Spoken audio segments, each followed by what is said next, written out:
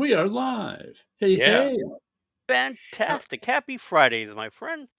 No, Yeah. and we were talking about maps. And my dad once he had a stop at South Africa when he was in the when he was in the merchant navy, and he bought a table map there, Mm-hmm. and that thing had flags to countries I had never heard of, and that's when I found out about what South Africa had done during the period when they were w- when they were banned from everything because of apartheid. And one thing they did is that they gave a bunch of that territory independence as real countries, but nobody else recognized it because they gave them independence, but they were not allowed to do anything without South Africa's permission, which was South Africa. basically a way to prevent people from traveling across South Africa. South Africa's a big country too. Yeah. Hmm. It's big. It's one of those Oh, yeah. countries I never really thought of how big it was, but it's a big country. Yeah, well, because the three main cities are way apart from each other. Yeah. Mm-hmm. Yeah, you Cape just never know Town, really the size of places. yeah, And but it's not as big as Nigeria. Nigeria's the it's I think I'm not sure if it's Nigeria or Algeria because Nigeria has more population spread out, and in Algeria everybody lives on the coast right. because of the Sahara Desert. Right. And the coast is quite nice and quite tropical. It reminded me of Puerto Rico. I really But enjoyed it. yeah, but Algeria, if you look at the map, it goes way down, and that thing is quite wide on North Africa, almost as wide as Libya, which is also pretty big. And speaking of big, I've got a comic book observation. When I happened to, in one of the selfies I did this week, had me posing with the Savage Sword of Conan. And Fabian Nicieza was like, "What did you think of the backup story? Honest opinions only." So I went back and I actually read the backup story. I should say I reread it. And it's Fabian is the writer, Sean Chen is the artist, Richard Starkings and Comic Craft, Tyler Smith letters. And I mentioned the lettering because and I hadn't thought of this before I read this story. Nothing to do with the story, really. It has to do with the lettering. I think it's because I read mostly indie comics that I wasn't used to bold lettering. You know, lettering, your typical comic book lettering has bolds in it. Certain words are emphasized with the bolds. Except Right. I don't think they really do that much in the indie comics that I read. I even went back and re-looked at the first story, the Patrick Zurcher story. Who's lettering this? And usually it's the writer who puts the bolds in. I guess where's the? I got to look at the actual credits page because they don't have the. Oh, same letterer, Tyler Smith. This one, it turned out, did have some bolds in it, but they were so mildly bold that I didn't even notice. So I'm reading this backup story, and I was actually getting distracted by the bolds because it's got some typewritten font where there's it's bold and underlined, Yeah. and just regular fonts that have plenty of bolds in them. And it got me thinking. Because, like I said, it took me a few minutes to get into it again. You know, I'll show it to you up close. There's some just a random balloon with bolds in it. Right. and Okay. over here's just some random caption script with bold underlines in it. And like I said, I was so not used to it that it was like distracting me because one observation I've always had about bolds in comic books is that you can't read them, you have to feel them.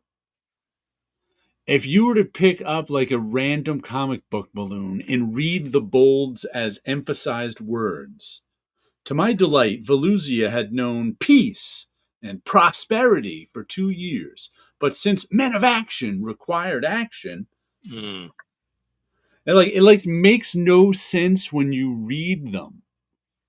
That Um, I find that fascinating because as a letterer, we do have some bold lettering in it, and I've done both mhm. mainstream books and independent books. And you're right, independents do let a lot more of that stuff slide, but not too much. It really depends on how long that independent creator has been writing, and the bows would be in there. But I never read the bows that way. I've read Right. them as just that the that particular bold word did emphasize something's important, but not necessarily a shout out Right. You're to it the not way you supposed just to, read it. you're supposed to Right. feel the bold. Right. Yes. If you Yeah. read the bold, it makes no sense. Adaku, the invisible assassin, comes from the desert of Grondor to fulfill this task. He's whispered to be a reflection made of ether. It like makes no sense if Right. you Right. read them out loud. And And here's that's how I another. was, being that I wasn't used to the bolds, that's how I was reading it in my head. Okay. And it That's was That's getting wild. the. completely It's the right. distracted. It's the writer's fault. Well, no, it's not all It. writers. If you read But any writer's bolds out loud, they don't necessarily make sense because they're not meant to be read out loud. They're meant to be sort of felt internally.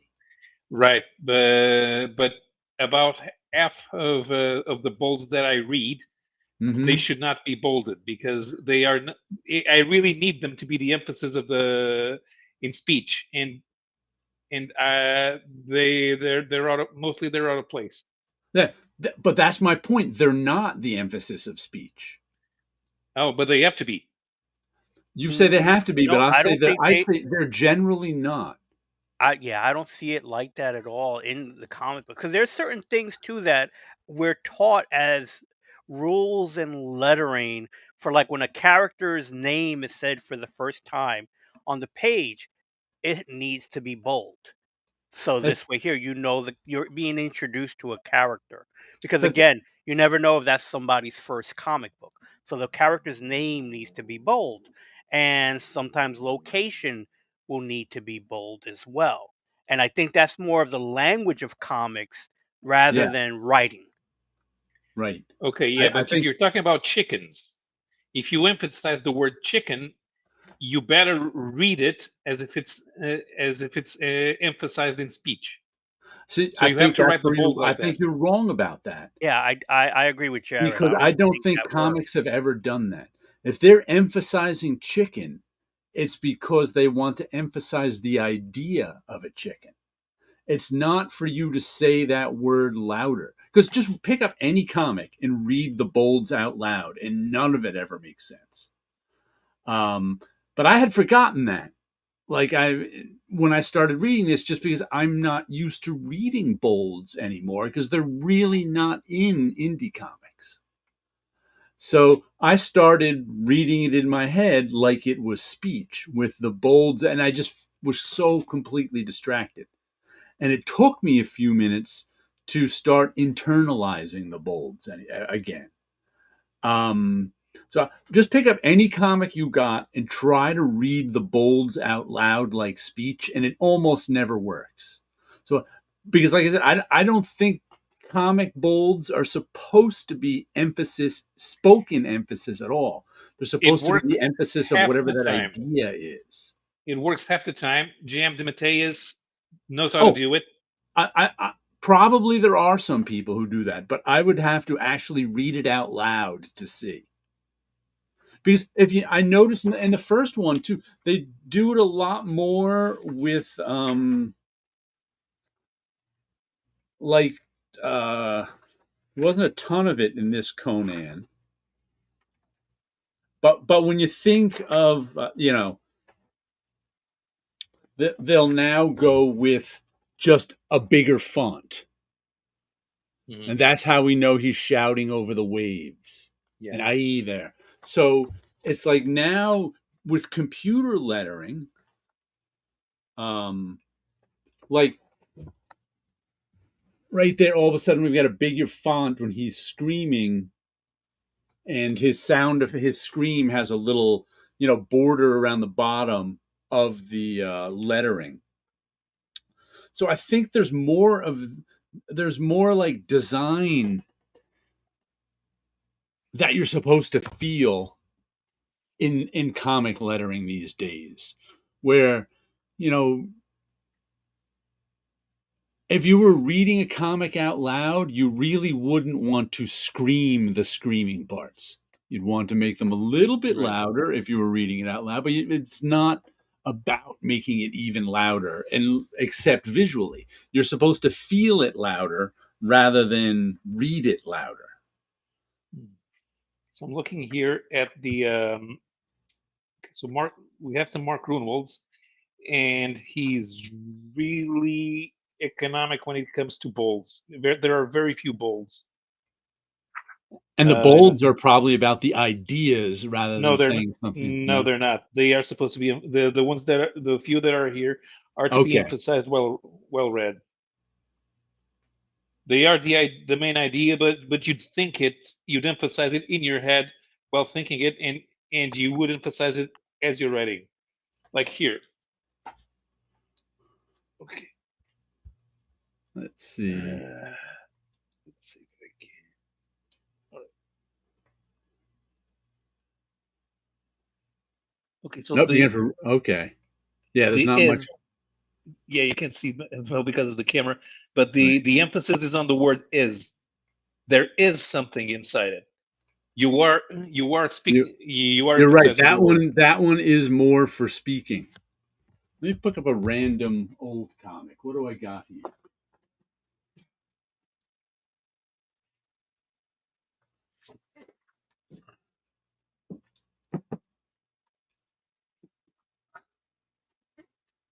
Let's see what's in Daredevil Visionaries, Volume 2. Up there's Daredevil's name bolded. That's it. It's Daredevil. He's still, so there's not a lot. I wouldn't think Frank Miller would use a lot of bolds, and it doesn't look, once again, he's just bolding Nelson and Murdoch. Can't you see? You blind? And now my leg. The monster bit it off and ate it. And now it's gone. So that's not supposed to be speech emphasis. That's supposed to be. I think they're yelling, aren't they? Yelling? I don't know if this person is yelling or not, but and you wouldn't yell every third word, right? But he doesn't use. Claremont, for a guy who uses 250 words per page, is also not very keen on bolds. Mostly they're shouting. So there's a line here from Hammer and Anvil. But boy, all our lives, Anvil and I have got nothing but grief. Okay, yes, it's going to be a real pleasure. But then dish some out for changes being yelled. So that one is okay to be. It's okay to be bold. Okay, a couple of pages before. Yeah, it's interesting. Like, this neighborhood doesn't need to be emphasized. Yeah, but mostly they're not. And it's Claremont. You're expecting the guy to fill it up with bold words. Like, look at the size of this balloon. Oh wow! Yeah. Oh. And there are only 2 bolded words in it. Okay, so let's go nice shorts, Jared. Yeah, these are my Chevron shorts. Yeah, most of this is for emphasis. You want the queen. Got your nerves, don't you? She's mine. Everything is mine down here. Right, but Oh, you see, don't I you don't wanted a need bold, including you, but it's not bolded yeah, you to don't go need along to with the rhythm of that. you don't need to shout. Emphasis is a lot more subtle when you speak. Yeah, that's my point. The emphasis is a lot more subtle in the bolds, and it's not really meant to be spoken. But in my mind, when I was reading this, I was emphasizing the bolds because I wasn't used to it. So it was distracting me a little bit. But that made, like I said, bolds bolds are a lot more subtle than just something being louder as you read it. You know that writers who started in the second half of the 80s and the 90s are the ones who are most most likely to not know how to use bolds because they're the first generation whose main exposure to fiction is uh, is audio visual rather than written. So Uh-huh. they were more likely to watch TV than read books. And in books, since nothing is bolded, of course, you have to get from the text what is supposed to be emphasized in dialogue, and then you take that to comics where the emphasis is a visual trick, the bold, Right. and you know where they're supposed to be because you already used to mapping that out in your head while reading. But writers who grew up on TV are not used to doing that. They get Mhm. the so they try to get the cues from uh, body language, facial expression, but that's not totally there in comics because comics are snapshots of time, and the dialogue is spoken around that frozen time. So they may not be good good at emphasizing words uh, in a way that you pick that out of a sentence as the most important thing to hold in your head. And I also think that writers who grew up in the digital era are Well, used those, to using typography and fonts for their yeah, emphasis too, which is probably most of the um, writers I read in the indie books. So they're used to. They're not. I don't think they're. I'm gonna have to check some of these books I've got here tonight for any bolds because I like I said it just. I just found it so distracting when I was first reading it because I think just because I was not used to it. It was really weird. Let's see. Captain Finity says, interesting discussion straight away. Tit Goblin, you feel bolds internally. I feel rip read and slabs internally. Digital yeah. jazz, man. Captain Finity says, I can only speak for myself and my comic books. The emphasized words are guides for spoken emphasis. I'd have to read them and see. And nice You also short, get yeah, if you read chevron. a comic from the 90s, you'll probably find that they have more bold words, even though they have less dialogue. They have more bold words than comics from the 70s and 80s. I think there was more screaming in them. Yeah. At least Yeah, that's what I feel like that there was. a lot of screaming superheroes. Yeah, yeah. I would say though. Screaming superheroes, or the classic Claremont Wolverine's jumping in the air, but there's a whole speech bubble that he could say while he's in the I air. see.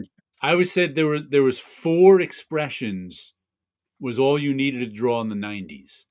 There was the screaming face. There was the gritted teeth. There was the no expression, and there was the Simonson pout. Like those four expressions were like the four expressions in every superhero comic. Pretty Okay, so much, he just let's had to let's know take to a draw look. the. So I have a 90s comic here. So we have Resurrection Man, and it's Dan Abnett. But Abnett is a novelist as well. So Okay. he, okay, so yeah, not much in the way. I gotta, I Eric Peace gotta. asks, is that the 90s version of 22 panels that always work? Those are four facial expressions that always work in 90s comics. Okay, so this is internal monologue. Let's see. in pantyhose, admittedly, but this is the 90s. So the emphasis is correct. The emphasis is correct. Okay, there's a lot of Mitch Shelley inner monologue everywhere. Sometimes I think if the emphasis is correct, it's almost coincidental. Also, let's take into account that Resurrection Man was a fringe DC title, so it's not meant to be mainstream writing.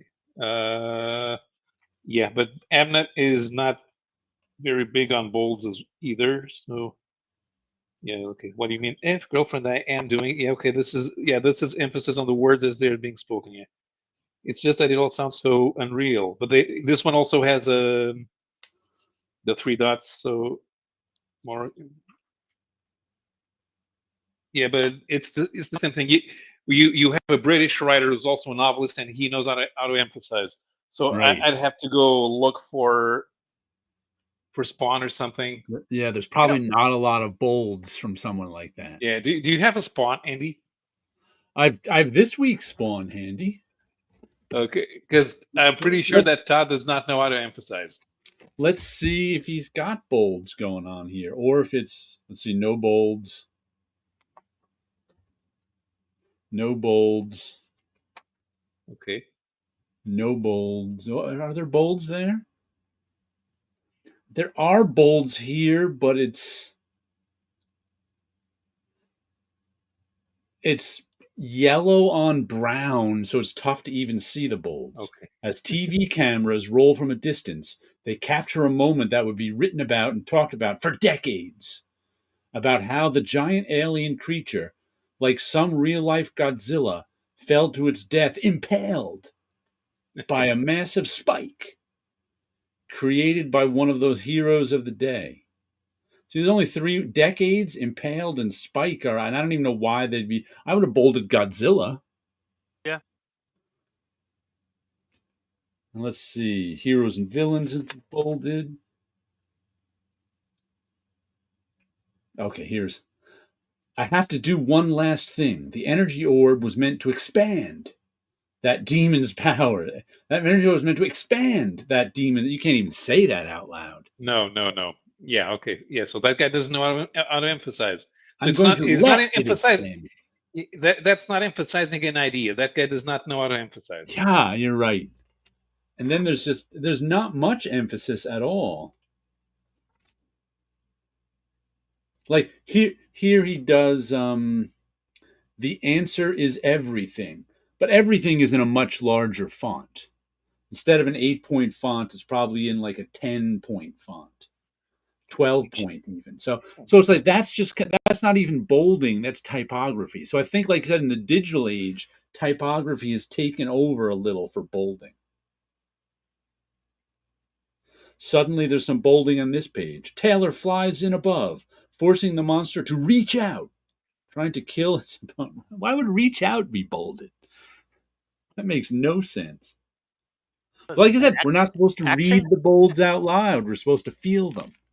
Right, but you feel them because in normal speech you don't emphasize the words like this. Right. You just emphasize them naturally with the tone of your voice. Right. And people pick up on the change. Okay, so Grant Morrison on JLA Earth 2. Let's see what we got here. Okay. And this is a monologue, which is not a good. See, you emphasize when you're speaking to somebody else because you need them to get a message, and doing bolds when you're doing a monologue to me doesn't make much sense. Okay, so but still we have some. So keep trying to hack the JLA Watchtower computer. So we have Lex Luthor of Earth 3 talking to his personal AI and emphasizing. Okay, you're talking to an AI. You don't need it.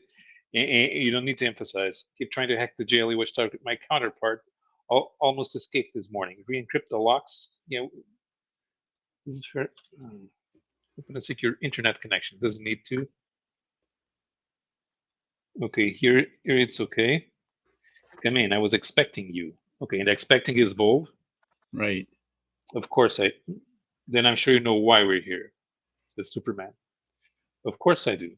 The course is bolded, which is more than you know about me. Luthor is emphasizing that he's not their Luthor. So that Noted is works here. too, now that I'm thinking about it, when we speak and we're emphasizing something, often we draw it out rather than make it louder. Right. Like, I've been expecting you. Mhm. So that's a completely different, that's a completely different thing than I've been expecting you. Right. You look so like him. The like is bolded. I would have emphasized the so, but it works too. That's like that just reminded me too, being that I've listened to so many Great Gatsby audiobooks. There's one particular sentence I always listen for in the Great Gatsby audiobooks. Because it's just because it's an interesting little quirk of speech that all the audiobook readers seem to do differently. It's when Nick first meets Gatsby at the party, and Nick doesn't know he's talking to Gatsby because they haven't been introduced, but Gatsby knows it's Nick. Mhm. So at one point, Nick says to Gatsby, who he doesn't know is Gatsby, he says, "Oh, and I haven't even met our host." And then I think the next line goes, "I'm Gatsby," he said suddenly. And that one line, "I'm Gatsby," he says suddenly. Some people say, "I'm Gatsby," he says suddenly. Like he's saying, like some people say, "I'm Gatsby," he said suddenly. Like which part is suddenly? Is he speaking "I'm Gatsby" suddenly? I don't think so.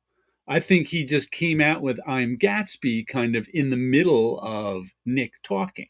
But the way Right. I always find it interesting the way people choose to interpret "I'm Gatsby," he said suddenly, Hmm. because it's a weird turn of phrase. Hmm. And then we come to something else. European comics. No Uh-huh. bolds. No bolds. Like I said, that's why I'm not used to comics with bold. That's what I like to that's what got me thinking about these bolds that Fabian used, because I'm just not used to them. And I was like, and it was like I said, it was completely and utterly distracting me when I had to relearn how to read bolds. Like I said, it's you're supposed to feel them, not shout them to yourself.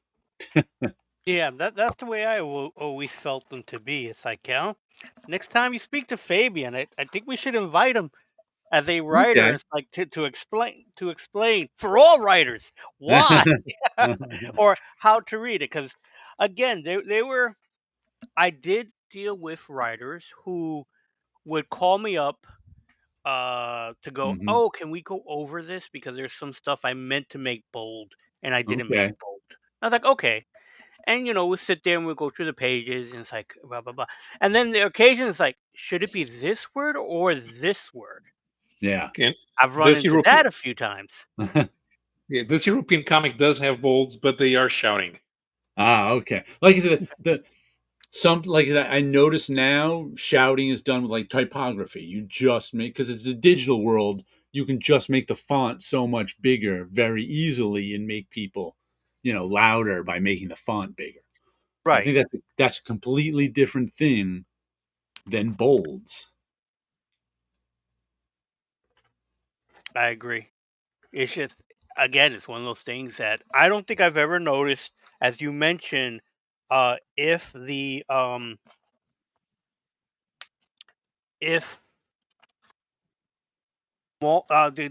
indie guys do it or not, hmm because some of them are also working on like a font that was created just for them, and they Right. may not even had made it the bold or anything extra, kind of a thing. Because there are some fonts where I have an editor say, "Oh, could you do this?" And it's like, no, this font is not made for that particular thing. Right. Luckily, most of the comic craft fonts are made so they have like the international symbols, but Right. not all of them. Right. And I don't even know if I could say Comic Craft does them all correctly, because some of them, the international symbols, may be too close to the word itself that it's like, oh, that should be just slightly higher. And then I'll have editors go, can you make that higher? It's like, there is no way to do that. I could break the font and just put that symbol over it. But I hate doing that, because if anyone at the other end moves something and Yes. does not know to also move with that, it's like, why are you making any corrections on your own? I'm the letterer. I put it there. If you need it moved, let me know, The because f- the, you're f- not going to know what it is. the Yeah. first 6 months, I was working for Bad Idea. It drove me crazy because whoever did the design of the credit page, which wasn't me, used a knockoff font that didn't have all the international symbols in them. And they had a lot of guys with accents on their names. So I would always have to put the accent in separately from the letter, which was always a pain. So finally, after 6 months, I'm like, I went and I found the original font, which happened to be an Adobe font, I think, luckily. And I'm like, and I changed all the masters to the Right. Adobe font, which had all the international symbols in it. Because I'm like, I can't do this anymore. I can't put in accents by hand on each individual letter. Because then they'd of course have me, oh, can you add this credit in, oh, could you add this guy in, which would of course move all the names down one, and I'd have to remember to move the accent with them, which of course Yep. I didn't always do. Then they're like, oh, move this accent. I'm like, this I is did that. I did that for a short time, and then I was like, this font does not let us do that. And I yeah, left it at that. And it was like, yeah, that's it. Where this is the font you requested, and this right, is the limitation of the font. I cannot move that, because right, because again, it's one of those things where it's like, I don't want to make a suggestion, because then that becomes your job to do, yes, and I already have to keep in mind projects and fonts, and even how, like, you know, dot dot dot. Is it word dot dot word, or is it word space dot space word? Each company does their own thing, right. and trying to keep track of that. And there's all these little nuances that each company is like, okay, this is the font, this is the font size. Don't go any higher or lower. Other companies like, hey, if you need the space, go lower by point 0.1, point 0.2. We don't care as long as it looks right. Right. And again, every company has something just slightly different So that you it's got to like, remember. oh, and I got to remember. And then at the same time, it's like, oh, and then the nuances of what fonts have, and are they putting the right accent line over the right word? It could just drive you nuts. Yeah. Could you underline this? No. Yeah, yeah, exactly. There I is was like, no underlined font. why would you Eric, want to? Eric Pieces. I should make that four panel into a graphic for new comics creators. Huh. Tit Goblin says, sorry to hear about Chris getting caught reading Captain Carrot on Coldplay's Jumbotron. Hopefully he comes back to us when the heat dies down. Think that's a reference to a couple who got caught cheating on the Jumbotron. Yeah, a CEO and his head of HR. Whoops. And it wasn't that they got caught. It was like their reaction to it. Perfect Streisand effect in live. Ah, They I, pan through the crowd and they get shots of people. yeah, If they a just kissing stood there, couple, a romantic. Oh, right? I also heard that the operator of the camera may have known them. Possibly, That's yeah. why he stopped on them. Yeah, but he stopped on them. If they just stood there, smiled, and waved, no one would have taken images. But they freaked out. They're seeing. Why are they freaking out? That's so weird. And they called it upon themselves. It's like, it's amazing.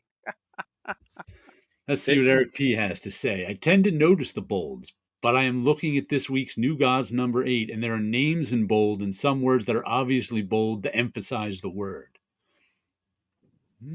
Like I said, I think we'll get, but you're supposed to like feel the emphasis, not read it out loud. I think that's the difference. Because I can actually remember back at Marvel in the early 90s having discussions with people, especially non-comic people. I don't know, because there were non-comic people working at Marvel. And they wanted to know why the bolds were there because they were reading them. And they couldn't, they're like, why? This makes no sense. Why are these bolds there? And of course, I knew back then you were supposed to feel them and not read them louder than every other word. And that takes us back to you're a 4-year-old starting to read comics, and you pick up on it instinctively, and you're 25, have never picked up a comic, and you're, what is this doing here? Yeah. Because you've read plenty of things and there's not bold words in them. Right. Well, I may as well. I just happen to have this folder here from 1975. So it's a folder that has the cover of Thor 229. Uh-huh. And on the back are some panels, and there's quite a few items that are bold. Yeah. But that's Stan Lee. That's where everything is emphasized. Yes. So that's where it was coming from, I think. Again, part of the language of comics. The only bolds I remember, and it's not a bad thing, is in Bone and Dave Sim books. So they're not really doing bolds as much as they're doing graphic design with their lettering. They were sort of ahead of the game in before like now anybody can do graphic design with their lettering because of the digital age. But they were doing it with pen and ink, especially Dave Sim. He had a lot of fancy lettering that was all part of the art. So I think that was different even than your normal bold. But I want to point out Spawn 367, Todd McFarlane on the script and plot, Brett Booth on the art, the inks, Adelso Corona, Danielle Enriquez, colors, Robert Nugent, lettering, Tom Orzechowski, and it is now a $4 book. Last issue it went up? Was the last $2.99 book, so now we're at $4. And I figure I'll keep buying it. I was buying it because it was the last $2.99 book, but you know, I like the Brett Booth artwork well enough. And this whole issue was Spawn and the Spawn crew. What's this guy's name? Poacher. Taking out a giant monster from hell. So where's our giant monster? So Spawn has to rally the troops. Do we got a good, clean shot of that giant monster? I don't even think so. Nice go. There's a semi-clean shot of that giant monster, but you can't even really see how big he is. He's more around Godzilla big than, Hulk big. But it was a fun issue. It was a whole try to take down the giant monster issue. But no more, still only $2.99.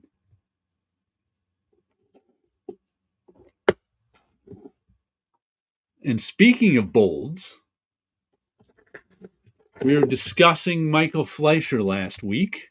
So I brought out the 4 adventure comics, Spectre stories that I have. And I want to show you a little bit about them. Let's see, where's the first one?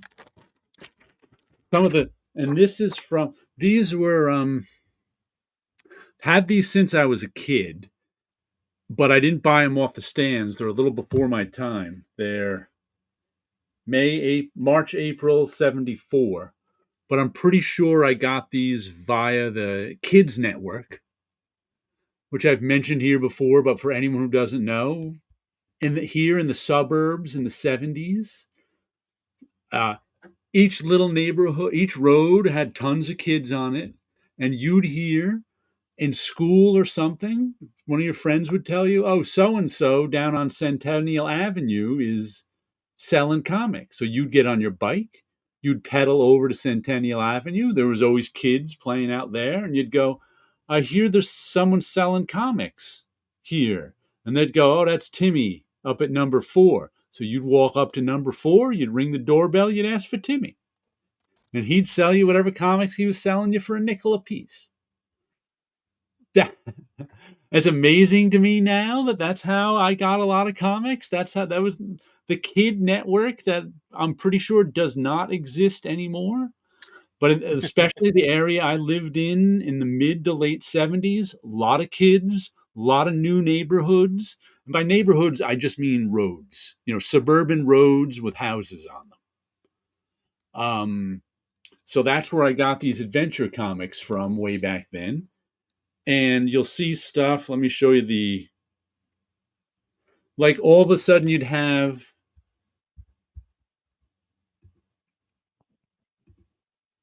here's the Spectre making a giant pair of scissors cut a dude in half. And it wasn't gory at all. It all happened off panel. But you just didn't see stuff like this out of DC Comics. And it's amazing that it's a real looking set of scissors, not like Green Lantern light scissors. Right. Here's a guy being turned to dust and screaming as he's being turned to dust. Jim Aparo art. Here's a woman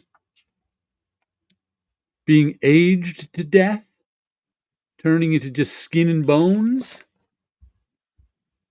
So that's like 3 gruesome deaths in as many pages. Let's see what else we got here. Let me look through this one.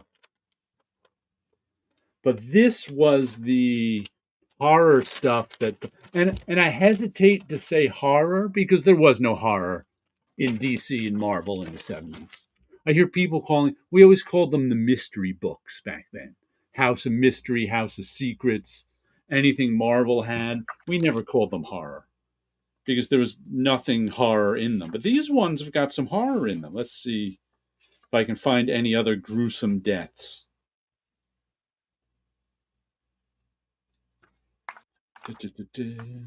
Oh, there's a dude being buried alive. Let's see. Let's show you this one. And like I said, nice Jim Aparo artwork. Oh, how did I get him so low? How did that happen?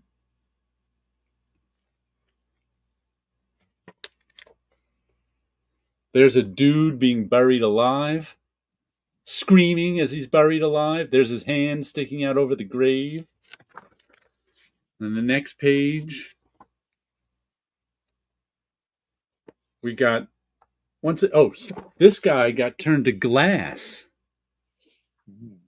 Oh, wow. And then knocked over and shattered. So this is the stuff the lawyer was asking Jim Shooter about in that trial transcript I was reading. So this is the stuff that made Michael Fleischer's reputation as whatever. I can't remember now the name he was called by Harlan Ellison. There's a guy frozen to death in a giant ice cube. What else do we have here? Anything? Oh, this one's good.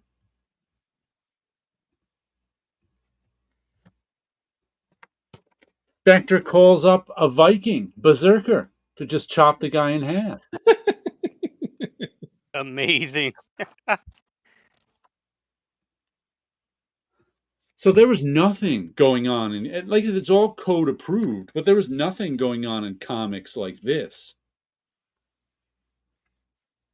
Oh, here he changed him into a little army man figure with the axe through his head. Oh, here's one where the guy got turned into a block of wood, and then the Spectre ran him through a buzzsaw. There's the Spectre's back running him through a buzzsaw. There he is, completely cut up. So the Spectre turned him into a block of wood and then chopped him up. Who's drawing this Aquaman? Is that Mike Grell? Yeah, it's Mike Grell, Aquaman. So this was the kind of, like I said, and there was nothing like this. Let's check the last one. So in every issue, like 3 gruesome things happened.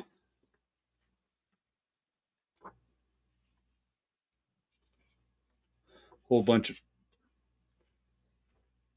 oh, here a dude. This is the villain. Just killed all these people with World War I gas of some kind. So there they are being gassed to death. You didn't see stuff like that in Marvel and DC comics in the 70s. Not at Let's all. see, let's see how he gets his just reward. Looks like a Nazi. What does the Spectre do to him? Oh. Do you know those proportion tools that artists use that are like, a compass for drawing circles? Right. Except both sides are pointed. Yes. Well, Those are here usually is for measuring on a map. right, for measuring on a map. Well, here's the Spectre making a giant one and killing these 2 guys with it. Death by art supplies. Yeah.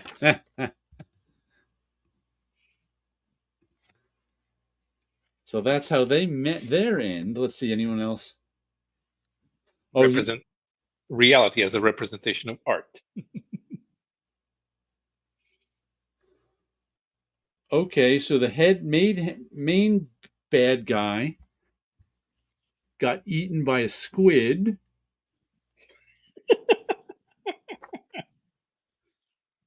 Then this other bad guy got turned to stone. So he says, what does he say here?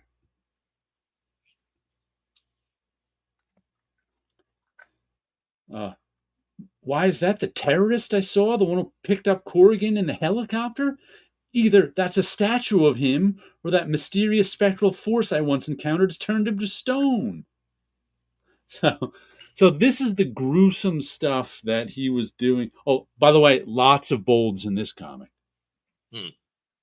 Well, what do you know? Looks like the city's favorite field marshal has himself an air force in addition to an army. So that's definitely, you're supposed to feel that, not read it. Yeah, this is half the, there's more bolds in this than anything we got today. This was probably some of the stuff. But this got me thinking, pulling out these gruesome adventure comics. These were some of my favorites from DC as a kid, too, because there was just nothing like them.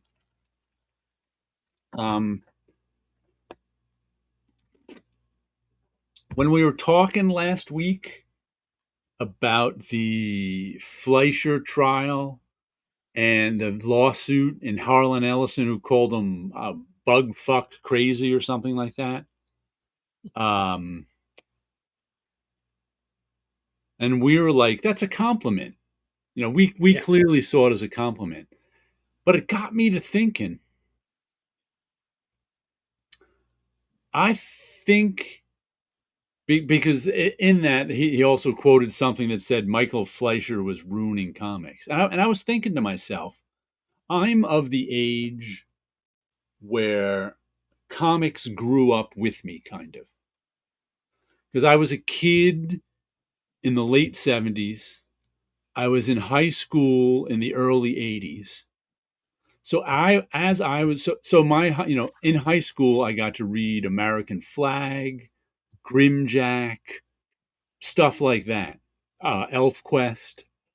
So comics were grown up with me. I was probably, among the first to whom that happened with. Now, so there may have actually been people who thought Michael Fleischer was ruining comics. Because when you think about it, people older than me, who their whole lives comics were for kids, and even if they're, let's just say, you're a 20-year-old comic fan in 1974 as this is coming out, and you're still reading those comics because you like that they're for kids.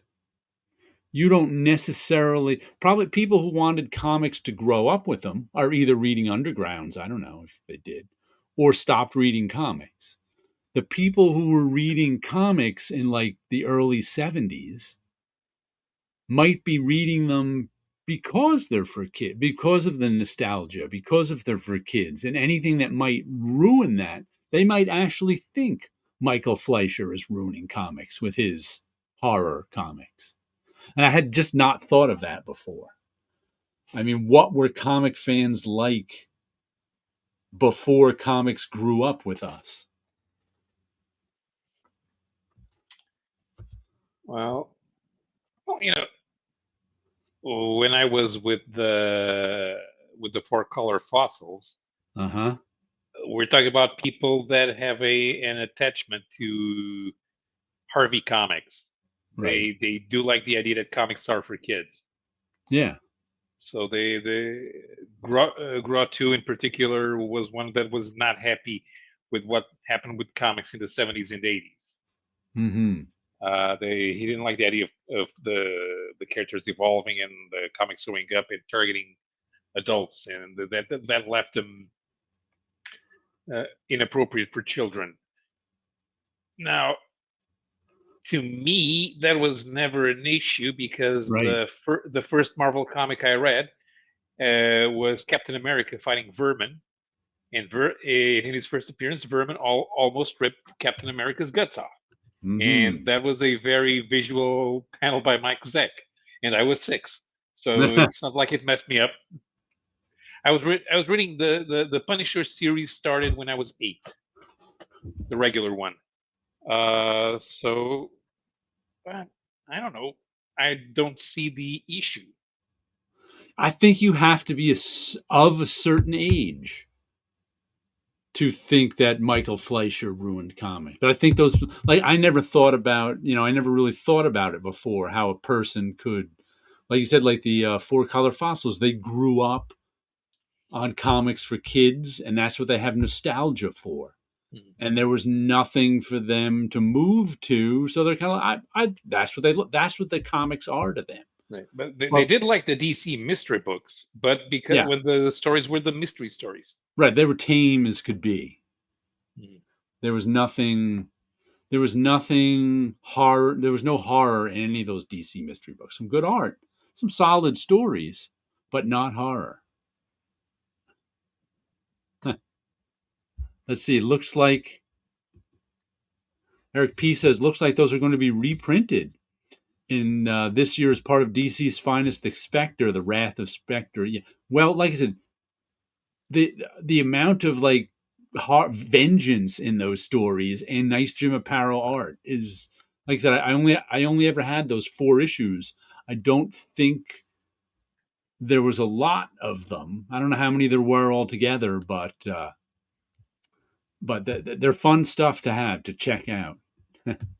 Captain Finish says it got me thinking. Yep. A little emphasis on that thinking I put. American flag was perfectly timed for the onset of puberty. Yeah. But like I said, comics, and then when I was in college, of course, Watchmen came out, Dark Knight, and that was all just the mainstream stuff. I had already been into indie comics for years before then, so it's like comics were timed to grow up as I was growing up. But those people, 5 years older than me, maybe like Michael Fleischer is ruining comics. We don't want him to grow up. How old are the people on Four Color Fossils? They're a little bit older than me, right? Yeah. Yeah. So that, like I said, that they're probably that you probably have to be that age to be of that mindset, I would guess. Because like you, for people your age, it's like, comics have been Yeah, grown up your yeah. whole life. Because Gore Vidal once said a few times that when he started buying American flag, that Mhm. it was almost that his schoolmates, even in high school, uh, they would not read American flag because it was pornography. Where? I mean, okay, so there's a few titty shots, but Yeah, okay. strange. Mhm. Yeah, but that was just a thought about, Michael Fleischer, and yeah, he may have ruined comics for people, as I was thinking about it. That may be legitimate. Like I said, I think of it, we think of it as a compliment when he said it, well, and it was a compliment what Harlan Ellison said about Yeah. Michael Fleischer. But there were probably people who like that panel I mentioned where there are morality in comics, where they're all clutching their pearls about this stuff. Mhm. I was like, you know what? That's what those and the older writers and cartoonists probably thought too, because they spent their whole careers writing comics for kids. Let's see. Captain Finity says 0 nudity in American flag, all suggestion and lingerie. And of course, I had European comics where, and I wasn't even reading anything erotic. Sure, there was Manara stuff, but there are comics out there where for some reason there is sexual violence, but the comic is not about sexual violence. So since it's in context, people are not outraged by it. But in America, they would be. I think the most sort of I think that we've discussed this before on here. Like the worst thing, by worst I mean just kind of crappy nudity, not very good, was the magazine 1984/1994. I remember picking up an issue 2 of that and going, oh, wow, this is nudity and not even good. No, When I yeah, was in because high I have one of the things that was serialized. There's a hardcover. I have it over here. Where's that thing? Prison Ship by Bruce Jones and Esteban Maroto. And this IDW hardcover, uh, as the comic as it's meant to be. Now, of Uh-huh. course, this is erotic science fiction, but apparently the editor, who was the editor at the time, it mentions it here. Ooh.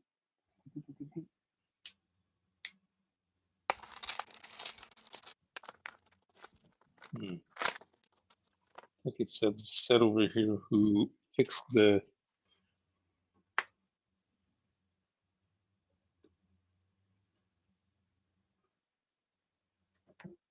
Eric P. says, as a high school student in the late 80s, we all knew the nudity was in issues of heavy metal. Yeah. Okay, so there was a guy who supposedly wrote for Warren magazines called Alabaster Red Zone, which Maroto here in the introduction was not really sure who he was. Apparently, it was Bill Dubé's pen name, and he was the one that had a flying technological penis flying around, and he made the nudity even more pronounced. Technological Penis was my radio name back in Detroit. You got Technological Penis with you in the morning, playing all the hits for you. So the original story is already made to be erotic, but you have Bill Dubé editing the Warren magazines and just making it seedy on purpose. Uh-huh. I mean, you're supposed to look at it. Yeah, okay. There's new. It's not like it. People would probably complain about the nudity, but the problem is not the nudity. The problem is that it's not funny. The guy, the guy's trying to be funny, and it isn't. So he's ruining the story. It, that's what pornography actually is. It's out of context. Werewolf by Lunchtime mentions Black Kiss. Oh yeah, that was Mhm. mid '80s, right? I think so. I only had a couple of issues of Black Kiss. I bought Black Kiss because I wasn't really buying Chaykin at the time because he was doing mostly superhero stuff. Then he kind of went into that. There was this weird thin comic. I did buy the All Blowjob issue. I remember that. And to continue our discussion of horror comics like Weird Adventure, where'd it go? Spawn. Did it not get up here? Is it still back here? You were holding it. Get out of my reading spot. I picked up Catacomb of Torment #1. This is one of those new EC comics from Oni Press. And I picked up a couple more #1s. And it was really the cover that I saw. I only had six comics this week. I think 4 of them were on my pull list. So I picked this #1 up too. And who was it? Bill Crabtree? Bill Crabtree watches my haul videos and sometimes comments. And he's like, "Oh, I colored that one." So Tom Fowler drew it, and Bill Crabtree colored this cover. And we got the insides. There's 3 stories plus a reprint. John Arcudi, Patrick Piazzalonga, Marguerite Bennett, Dan McDade, Matt Kint, and David Lapham. And I think I figured out why I'm not a fan so far of these new line of EC comics. And I think it has to do with what my idea of horror is.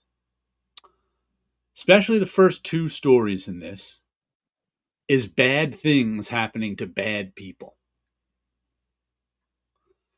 And I don't find that very horrible or scary. It's like, I don't know what, because it's like the first story, a woman accidentally oh, this one was just weird. A woman accidentally kills a guy, and they're so over the top bad. But the reason these 2 are bad is they're too woke, man. So these 2 characters are supposed to be too woke. That's their inherent badness. They don't accept any bad behavior from this bad comedian. Then at the end, it turns out the bad comedian is a monster and kills them. And it's like, okay. And then the other story has to do with people on a hike who are really bad people. They're all racist, sexist, whateverist, and some monsters get them. And I'm like, all right, they deserved that. So to me, it's not really horror when the victims are not sympathetic. It's like we're supposed to see ourselves in the victims. That's where the horror comes from. If you're cheering for the monster to get the guy, I don't think that's horror. I don't know what to call it. Right, because that's that's how some of the old, quote unquote, horror stories were, that someone had to get their comeuppance. But they Right. weren't really. Yeah, Those were thrillers. twist ending stories where someone did something bad and then they got their comeuppance. And these ones, it's like there's some bad people and then something worse gets them, some kind of monster. And it's like, we're okay, they deserved it. Maybe I'm just tired of that, but I like the cover though. Cover's really, it's going to go into my bought just for their cover section. And it's just a family picking mushrooms with a corpse down in the mushrooms are growing out of. There's a I don't know if you guys have seen all the covers for this, but there's a lot of good covers. Matter of fact, in here, I don't know if this is a cover, but I love this illustration. Let me show you this one. I would buy this just for the cover. We've got a woman sewing somebody's face on her face using a needle and thread and looking in a little mirror. Okay. So I thought that was a pretty cool horror cover. That might be the cover till next issue. If it is, I might pick it up just for the cover. We'll see. But at $5 an issue, maybe not. But like I said, I think that's been my problem with these EC books is the horror is so. I mean, there's gore and it's gruesome, but you're cheering for the people to get their. See what we got here. And there's a Black Kiss omnibus set to get released next month. I may have pre-ordered that. I don't remember. Yeah, it's probably based on the Spanish language one, because Spain has had an omnibus for 5 years. It's 300 pages, so it probably has all the image issues as well. Right. I just remember seeing that, and sometimes I remember trying to decide if I wanted to pre-order it from my comic shop or not. But then I forget if I actually did. So it's like, did I pre-order that? I don't know. I guess I'll wait and see. Captain Finity, Time Travel Police. Black Kiss is a different story altogether. Chaykin says it's his most profitable book, which tells you something about the market. And as Chaykin has said, he's never been that popular. Yeah, it's first it's black and white, which reduces production costs. So it probably sold very well for a black and white comic, especially for such a thin black and white comic. Yeah, it was like tiny. It wasn't even like 32 pages. I just remember it being very thin. It's 16. It's 16. It has 10 pages of story. 16 pages? Yeah. So when it was published abroad, they just waited for the Vortex series to end, collected all 12 issues in 140-page volume. Yeah, there. That is small. Tit Goblin says, Jared, when I was in college, Watchmen came out. When me and Paolo and people our age were in college, Witchblade versus Tomb Raider came out. Yeah, sort of. Comics aged with you, Pogs, and the Macarena aged with us. Well, we aged out of the Macarena. You know whose fault it was that the Macarena was such a success? America. Because that thing was hot in Southern Europe before summer. And then by April, we were done with the Macarena. But then you guys picked it up for summer beach parties. And all of a sudden, the rest of us and the rest of the world had to hear it. Yeah, once we pick the song of the summer, we're gonna drive that song into the ground. All summer. And you're welcome. Want to show us one of the comics you got, Wilson? Sure. Let's see if I didn't bury it on this stuff. Okay, here we go. So we have the continuation of the longest book I've been picking up and not reading, Thundercats issue number 16 by Dynamite Entertainment. Nice Chitara on the cover with Slide, if it is Slide, or one of the lizard men, because they always had the habit of making them all look the same. Some interiors, and Tigra Tigra still has that weird mustache thing going on. I don't know why they did that design. And a turtleneck. Why is he wearing a turtleneck? They're fashion forward? Yeah, I don't know. Here's another image. Why is he dressed like Van Damme? That I could not tell you. They all seem to be wearing like almost like modern day clothing. Yeah. Now on here's a third Oh question. on Jesus! third Earth. Maybe they found an old Kmart somewhere. Here's a question. How do you feel about black gutters on comics? I don't like them myself. As someone who actually have put together black borders for books, especially when the creator did not intend it to be black borders, but was added later, I personally don't like them Like that one, I because don't see any having reason to for the line up. gutters to be black. Right. No, Yeah, I I don't remember. either. I don't know why it would be done this way. Yeah, I've I done it remember. a few times with other publishers, but I'm not too true with it. Yeah, I remember the '90s Ghost Rider had all black gutters on. Oh, this looks good, and and Yeah. it made sense because most of the scenes were at night, so it made everything darker. I think it's a case by case basis, but they just Right. popped out at me there because there didn't seem any reason for the gutters to be black. Yeah, I don't know why they would be. To me, I found it to Just be the like artist choice uh or the color. I wonder who would make the decision in that case.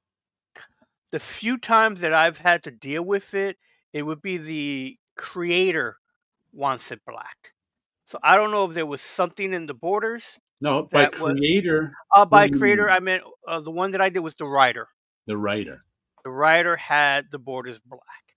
And then in Okay. some cases, it was like there'll be a few pages with them white, and he will ask, "Could you change these black so they can match up with other stuff?" And it was a writer that tends to, as his book is being done, see something cool and decide, "Oh, that cool thing should be across the board on the whole book." Okay. And may see something cool in another book and decide, "Oh, since we're still working on this, let's add this other cool thing to it." So there was some stuff that I ran into like that because he's the one that's paying for the book to be done, Right. that he could make the changes on the artwork as it's going along. The art has not really changed itself, but again, that kind of design stuff was done on the borders. So Uh, mhm. it can be an editorial decision rather than the artist's decision. Yes, it could be, or at least the few times that I've run into it. Right, right. Me too. I think I've run into usually when the artist doesn't originally put black borders in, it becomes some sort of, maybe the writer, but I count that as editorial, but it's an Right. editorial decision for some reason. And But like in I said, that one right there, it seemed no reason to have black borders. So that's why there are gutters. That's why it popped out at me. We have to be specific. yeah, Borders is the black outline around the panel. The white in between the panels is the gutter. and I would suspect something like Ghost Rider Right, would have the black gutters and borders because part of that book was painted with the inks. right, And Mark Texiera is a messy inker. right. He So was the one deciding. You back in so those, he you did it right on the board. So he was did it the right. one deciding Yeah, if the and what the black in. it would be easier to do everything in black than Right. to go in and do corrections in whiteout. So I would bet that's a stylized choice in the way because he was So very painty in his inks. he used whiteout like it was white paint. I used to Yes, watch him work and was like, wow. He would just be watching Mark work helped me out a lot because he was so not precious with his lines. He yes, would. I remember sometime.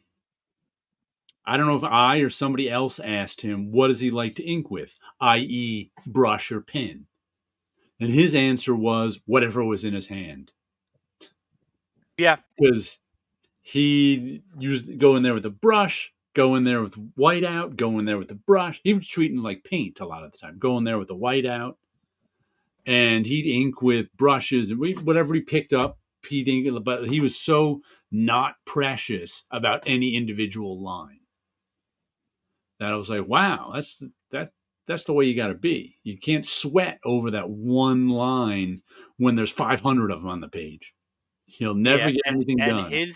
his pages would be thick and heavy Yeah, yeah. because of that, because he was basically painting with that stuff. Right. The only other artist that I knew that worked similar was oh, it was a Punisher artist. Oh, his name escapes me. I think he also did Moon Knight for a hot second as well, where he was basically painting with the black and whites on there. I want to say it Punisher. was Frank some. I think it was Frank, but oh, you know what? I think I have an image that he did in the pile of stuff that I've I'm been going thinking of through. Jorge Zafino too, though.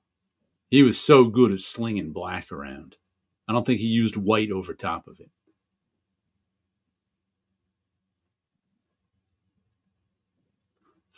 Frank.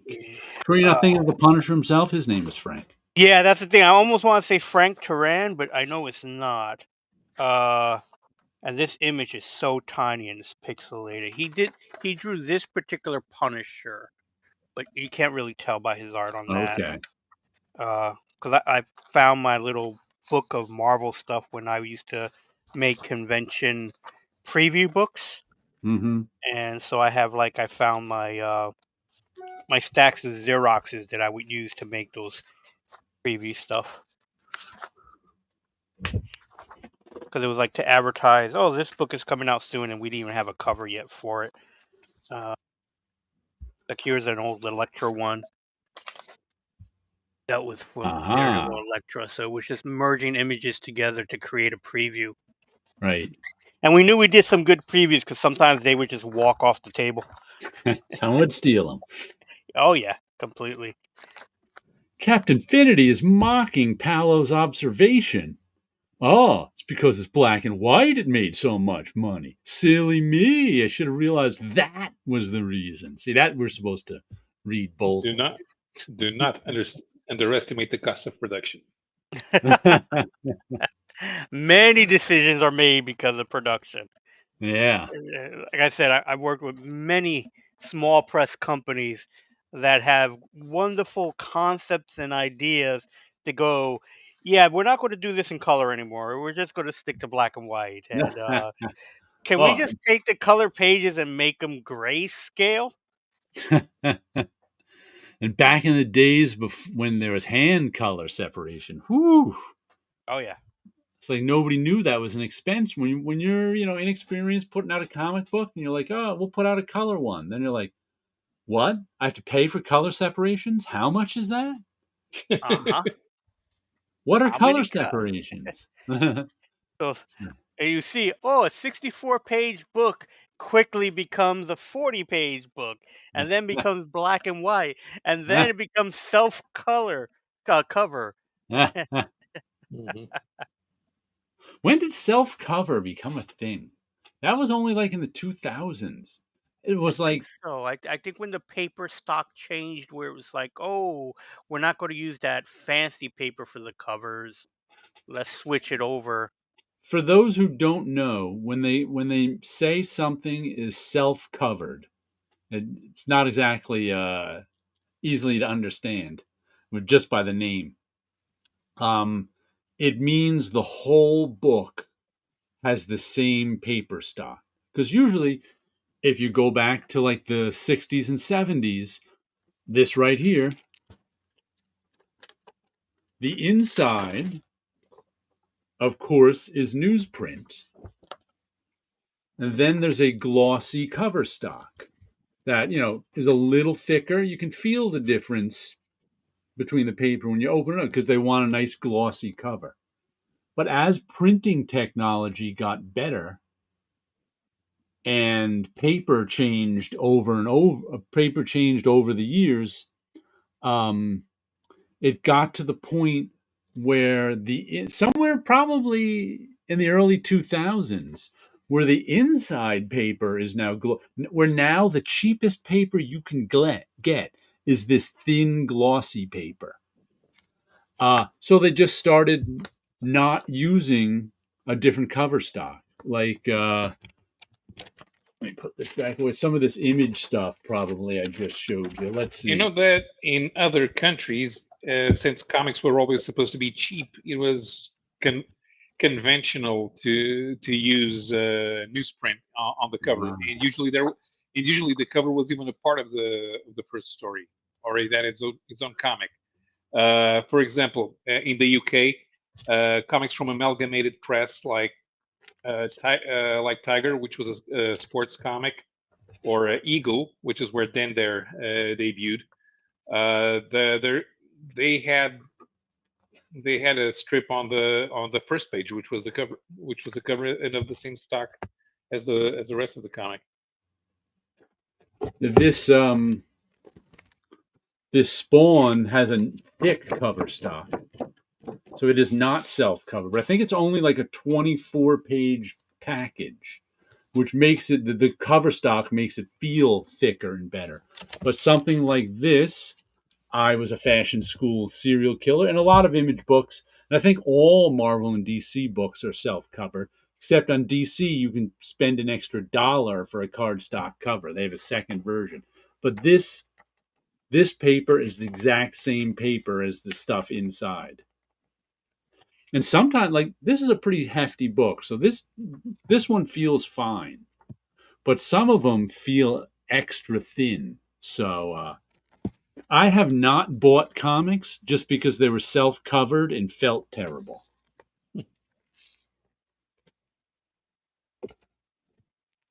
But one of the things I like about Spawn is this heavy cover stock. I like it to have some weight to it. Do you ever notice the cover stock, Wilson? Oh yeah, like Absolute Batman. One of the new books I got this week, DC. I think this is self cover stock. Yeah. It has that same kind of gloss. There's a bit of a waviness to it, not much. Yeah. Not like the books from last week, but there is a waviness to the cover that kind of matches it to the interior of the book as well. So Absolute Batman, I believe, is self cover. Right. Most Marvel and DC stuff is because it's cheaper. When something's self-covered, it only runs on one press.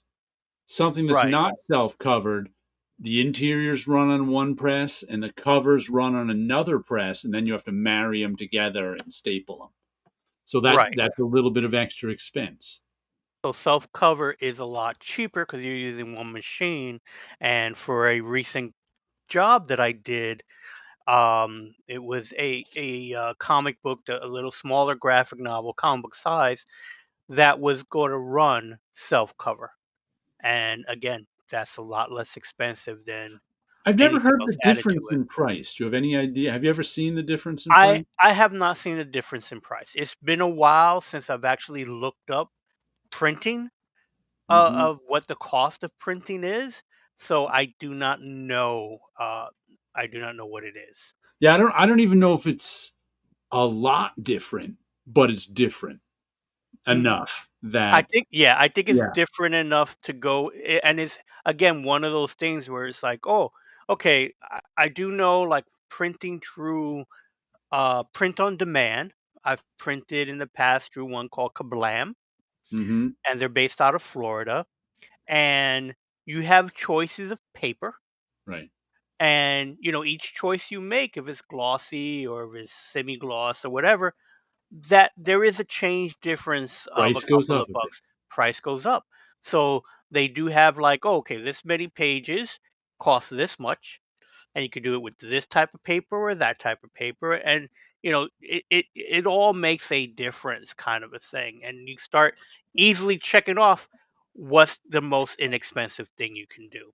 Right. The And weird thing also, about print on demand, because it is digital print, the cost between black and white and color doesn't necessarily go to that because they're using the same machine no matter what. Right, because those print on demand are mostly some type of inkjet printer. It's not offset printing. Right, exactly. And that's something different. So anything that's below 500 copies, you could go ahead and do print on demand. Anything above that, where you can really save money, but at the same time, you got to print a couple of thousands, are the offset printers. And I think like when I say it's not a lot of money, it's probably like on something like this. I was a fashion school serial killer. It might be the difference between self-covered and not self-covered might be like $1,000 over the print run, which doesn't is not a ton of money, but that's $1,000 in your pocket when you might not you might be close to breaking even anyway. It's like you're not getting rich printing I was a fashion school serial killer. So that extra $1,000 might be paying people's rent that month. Um, so even though it's not, I don't even know what the prices are now, but it's not like a fortune to have a nice, thicker cover on it. But it's significant, depending on how much money you're making, it's significant enough. Right. Mm-hmm. See, what do we got here? Wilson says Frank Turan is the artist I was thinking of. So he was a Right. Punisher artist, and he kind of did that etching into the artwork, and then using whiteout, and then coloring over the whiteout with black, and then etching again, and so he was doing that type of thing. 62 Lefty Blue says Wilson. I remember Frank Turan from The Punisher from 101 to 105 and Jaguar God #1. What happened to him? Yeah, I don't know. Some guys were only, comic books is a rough business. Yeah, they would come in, but in the '90s, they come in, probably got a really good paycheck, and then just gone Yeah. and did something else with it. Uh, I don't know. It was like one of those things. It's like I remember his name was Frank something, but I was thinking Frank Turan, and I was like, but there's also a writer with a similar name. So I was like, I wasn't sure if I was mixing it up. And of course, Frank's name, Punisher is named Frank. So it was just too many Franks in the mix that I wasn't sure of it. And yeah, I haven't talked or seen Frank since the '90s. So I have no idea what happened to him. And I was a fashion school serial killer #4. Turns out that #5 is going to be our last issue. I think these guys usually do 5-issue series. The creative team, Doug Wagner, Daniel Hilliard on art, Michelle Madsen on color, and Ed Dukeshire on letters. And these are the guys who did Vinyl, which was a cult of killers versus a club of serial killers. They did Plush, which was a bunch of furry killers against small town corrupt cop killers. And they did Plastic, which was a serial killer story. I think he fought a motorcycle gang in the first one. So it's always setting up these weird battles. So this one, up until this issue, was pretty much what it says. I was a fashion school serial killer. So it's about this young woman who's going to fashion school and she's a serial killer. And I have no idea how she gets away with it. Here she is bathing in the blood of her kills, who are just these two people who are pissed her off, who are skinned. She also makes fashion out of their skin. And there she is, bathing in blood again. She has a skin condition, a nervous skin condition. When she bathes in blood, it helps her skin condition. So it's mostly about her day-to-day life in fashion school and her making a couple of friends. She's never had friends before. But then in this issue, we finally get who her opposition is. Once again, this isn't serious serial killer stuff. And that, like I said, she would never get away with what she gets away with in the middle of years, in a million years in the middle of Manhattan. I mean, where does she even dispose of the bodies? It doesn't go into that. And she's like killed at least half a dozen people in these first 4 issues. Like she's killed 3 people in this issue alone. So it's like, these people are just disappearing. Also, it's not about that. So in this issue, we find out it's like she finally made a friend. She was so happy to have made a friend. And it's also this rich girl, poor girl thing. Because in this book, her sort of nemesis in the fashion class is this rich girl who's got everything going for her, and she's rich and snooty and makes fun of the people who aren't rich, like the serial killer girl. And her best friend, the one who befriended her, was kind of this this girl who's paying her own way through school and has to do Uber Eats or something like that. And she kind of, there's lots of, like I said, for most of these 4 issues, it was her going to fashion school and the interpersonal stuff that was going on. Meanwhile, she's killing a few people. And so she was so happy she finally made a friend. Then this friend got mad at her. She patched it up with her friend. Now her friend disappears. This issue, we find out that her friend didn't just disappear. The faculty of this school is running a trafficking thing where the poor girls who are forced to drop out get trafficked. So now I imagine the climax of this is going to be serial killer versus sex traffickers. So finally we got our two, because usually, like in the other series, it's like right up front. Each, the small time corrupt sheriff's department against the furries. This one we finally see who she's going to be up against. So looking forward to that next issue. A little different than their last stuff, but been a fun series. That team is on my must buy list. The next series they come out with, I'll get to, because they do a fun, good job. Let's see. Eric P. says Legion of Comic Geeks credits Frank Terran as an American comic book and video game concept artist. I bet that video game gigs have paid better since the 90s. Yeah, no doubt. That's what. There's plenty of comic book artists that went over and did some video game stuff, and they love doing that stuff. I know That's where Adam Ernie Molina, Chan ended up. I remember too.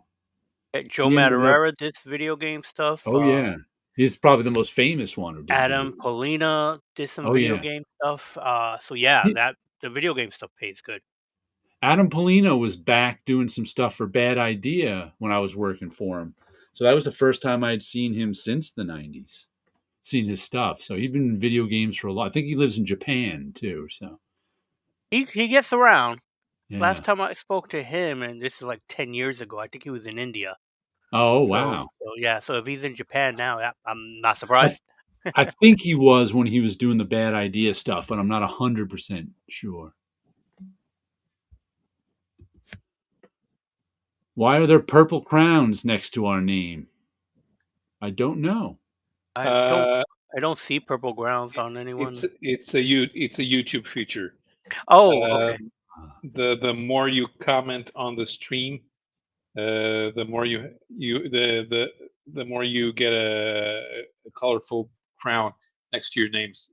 Usually badges and stuff like that. That's cool. Yeah, we're all watching this through StreamYard interface, so we don't get to see the crown. Right. Yeah. You should have a 1, a 2, and a 3. For the stars. There you go. Let's give our stars some balloons. There we go. Yeah, some balloons. Guys interact. That's what it is. It's the reward you get for hanging out with us and talking.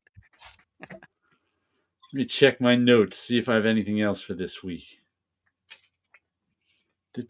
Well, nobody died, thankfully. Yeah.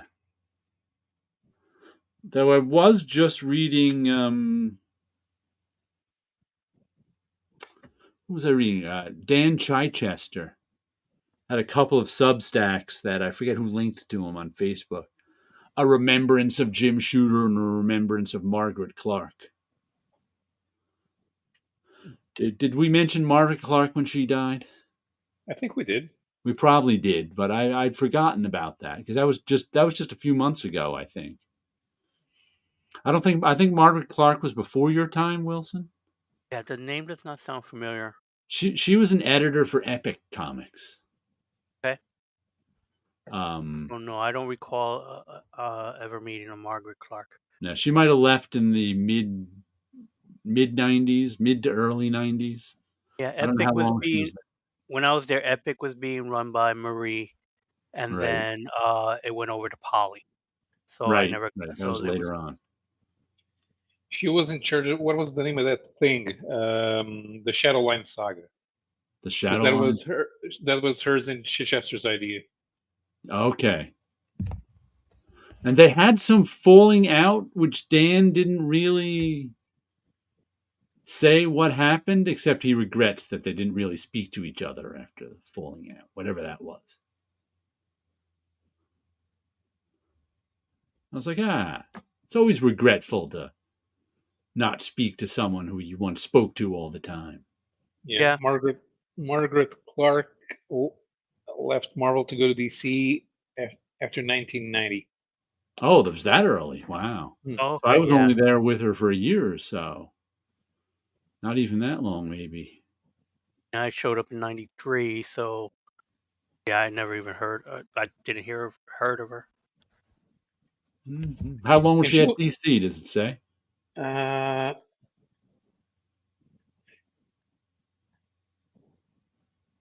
8 years. She was already moonlighting at DC before she left Marvel. Okay, so she was at She did, Marvel for a good long. I mean, at DC for a good long time. and I guess people didn't. I guess nobody at Marvel noticed because she was working on Piranha Press. No one was paying attention. Yeah, I have her here. No, this is 93. Wait a second. Good evening, SBPT. Good evening, Comiclings. So there's Akira. Dates. Margaret Clark, Moon Shadow, Elf Quest, African Wolverine Meltdown, Video Jack, 6 from series. There's a And Shadowline Saga. I picked up all those books too, but I wasn't reading the credits for Yeah. editorial at the time. Yeah, I never was either. I mean, I always paid attention to the creative team, but I never paid attention to editorial much. Right. Maybe editor in chief was the only name Yeah. that I got as far of, and then just ignored the rest. Because, like, I was just thinking about that recently. Like, who was the editor on Frank Miller's Daredevil? I'm not sure. I think I just pulled it down. I couldn't tell you. Let's pull this out right. And they could have changed editors midway through. I think that happened They too. very well could have. Was it Nicole or Renee? In 1980. Denny O'Neil. Oh, Now, okay. that makes sense. Was the editor of 168. Let's see how long did he last to the end. Let's see. Denny O'Neil all the way to 182, but I couldn't have told you that off the top of my head. Like who was the editor on the Byrne Claremont X-Men? Roger Stern before Wheezy. Okay, I thought was Ann Nesenti ever an X-Men editor? Yes, about 83. I think I remember reading that recently. Yeah. But like, I couldn't have even told you who edited some of my favorite comics from this. Like I could have told you who did them. Who was the editor on New Teen Titans with Wolfman and Perez? Giordano, maybe? Yeah, I don't even know. Oh no. It's like I really wasn't paying attention to editor. You know, who was the editor? I don't have to reread this, Frank. I don't think I've reread Frank Miller Daredevil since the early '90s. Visionaries, Volume 2. Okay, so yeah,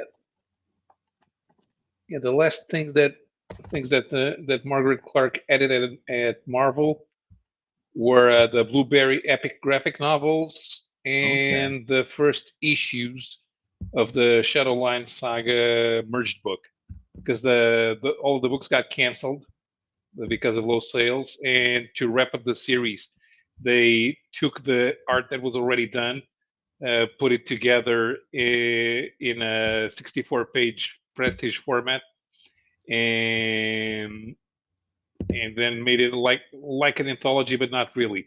And then they ended the book like that. The Shadow. What was it? I remember the name. I have no idea what it was about. It was an indie book. I mean, it was a creator-owned book by. I think the Shadow Line you're talking about? Was it a line of comics from Epic? Shadowline. That wasn't the Clive Baker thing? No. That was Hellraiser. Shadowline was at Epic. It was started by Margaret Clark and Dan Chichester. It Okay. had Sienkiewicz covers. Was And it was it one comic? No, it was 4 comics. 4 comics. And it's not the okay. So Al Razor was at Epic. The Clive Barker thing was The Barkerverse. it was called the Barkerverse, but it wasn't the name of the line because it had its own Right. Razor line. Razor line. Razor line. Yeah, Razor line. Yeah, Shadowline is where you probably don't. That guy with the spikes coming out of the side of his head, Terror. Terror Inc. Yeah, so Terror Inc. Yes. Started as Shrek in the Shadowline saga. He was the only character to cross over. I guess Chichester liked him because he made him appear in Daredevil before he had his own comic. Tit Goblin says, "I love Piranha Press. Keep Piranha Press out of your mouth, Paolo." Making fun of Piranha Press in front of Tit Goblin. No way. No, Look, Margaret Clark edited Gregory. Mark Hamill's Gregory. Okay. I remember liking that one. SBPT, comics are excellent for destroying relationships and families. That's why my mom does not allow comic book talk at family gatherings. Yeah, your mom probably tells you, stop talking about that kitty stuff. Eric P says Len Wein was editor on Teen Titans. I did look it up. Or it's Len Wein, right? Len Wein. Wein. I think it's Wine. No, it's Wein. I always said Wein, but I remember reading somewhere that it's wine. I always pronounce it as Ween. It's Ween. Yeah. I could be misremembering it. I used to pronounce it as Wayne, but it's not. Tit Goblin, me and Wilson once had a fist fight over the Spider-Man Swingers miniseries. No, you have it confused with the Spider-Man Black Kiss crossover. And I think the title was called Slingers. Yeah, I was like, wasn't there a Slingers thing with Spider-Man? Yeah, I think it was called Web Slingers. Was the anthology thing? Was it the Derivision? Something like that. Is that a word? I don't know. they tried so many things, so sometimes it's like it all gets mixed and jumbled up. Oh, remember the Prince comic? Oh, Ace. And Margaret Clark edited that for at Piranha Press. Oh, okay. Oh, Prince. I'm thinking something else. Okay. No, it's Prince the singer. That's what the fight was about, says Tit Goblin. Swingers or slingers? He's a web slinger. Weren't there 4 books in that, like 4 mini-series that were in Slingers? That they each were Spider-Man related somehow, like 4 new characters? Yeah, so in one of the stories, Spider-Man had 4 different identities because he couldn't use Spider-Man anymore. Okay. And so he had 4 identities. Prodigy. I don't remember the other 3 names. Dusk. Yeah, Prodigy, Dusk. Prodigy was a golden armor, I think designed by Michael Golden. Dusk was an all-black costume with wings but no eyes. So Peter Parker was all 4 characters? Was all 4 characters. Then there was another one that was a Yellow Jack the Hornet. The Hornet. I was going to say the Hornet. I don't know how I remembered that. It was the armor was designed by Prowler. And then there was another one where he kind of looked like Spider-Boy, Superboy, but a different look. Yeah. I don't remember the name of that one. So Peter took on these identities, and each one was connected to a different person on why he was wearing it. And he was faking these characters for a short time, and then he goes back to his regular costume. And then eventually the Web Slingers book was these 4 characters, I think, teaming up together, and new people were in those costumes. Okay. And I believe that was probably some of the issues were drawn by Chris Cross. Chris Williams, but he was going by Chris Cross at the time. SBPT says the first issue had 4 different interior stories. Okay. Yeah, instead of having variant covers, it had variant intersections. Variant interiors. Let's see. Titcom says, I can't remember if I irked it or not. Wilson hit my brains way too hard. I don't remember if I liked it or not. There we go. Same story, but seen from each character POV. Okay. Dusk Interesting. was interesting because he came from another dimension, I believe. Want to show us another comic, Wilson? Sure. So I already showed you the old Absolute Batman. Yep. That was the one I was showing for the self cover. And then the last book of the group is G.I. Joe issue number 9. G.I. Joe. Part of the Skybound universe, which is connected to the Transformers. Part of the Energon universe. And they're in Paris? It looks like they are. Because, Because the Eiffel Tower. They're either in Paris or in Las Vegas. Because the only thing that anybody in America can recognize from all of France is the Eiffel Tower. Right. Show us any other landmark, and we're like, what's that? Where's that supposed to be? The arch of maybe. I'm not saying 100%. If you maybe watch 25% of us. If you watch Godzilla movies, you would have seen the arch. Because in Destroy All Monsters, the arch is what gets destroyed in that one. I can't remember the name of the arch for the life of me. Mr. Wilson, actually it is just slingers. Please don't kick me in the face, Titcom. Slingers. Slingers, yep. I vaguely remember making fun of that. Yeah, way back when. It came and went. Yeah. That was one of those, let's make some new designs and we'll make new characters out of it. Yeah, it's like they were just throwing things up against the wall to see what stuck, which is what you got to do. But yeah, because again, we remember the winners, but there's a slew of characters that just didn't go anywhere. What was that? What did I just read last week that I'd never read before? Fantastic Four #7. Right. With that space guy who I don't think we ever heard from again.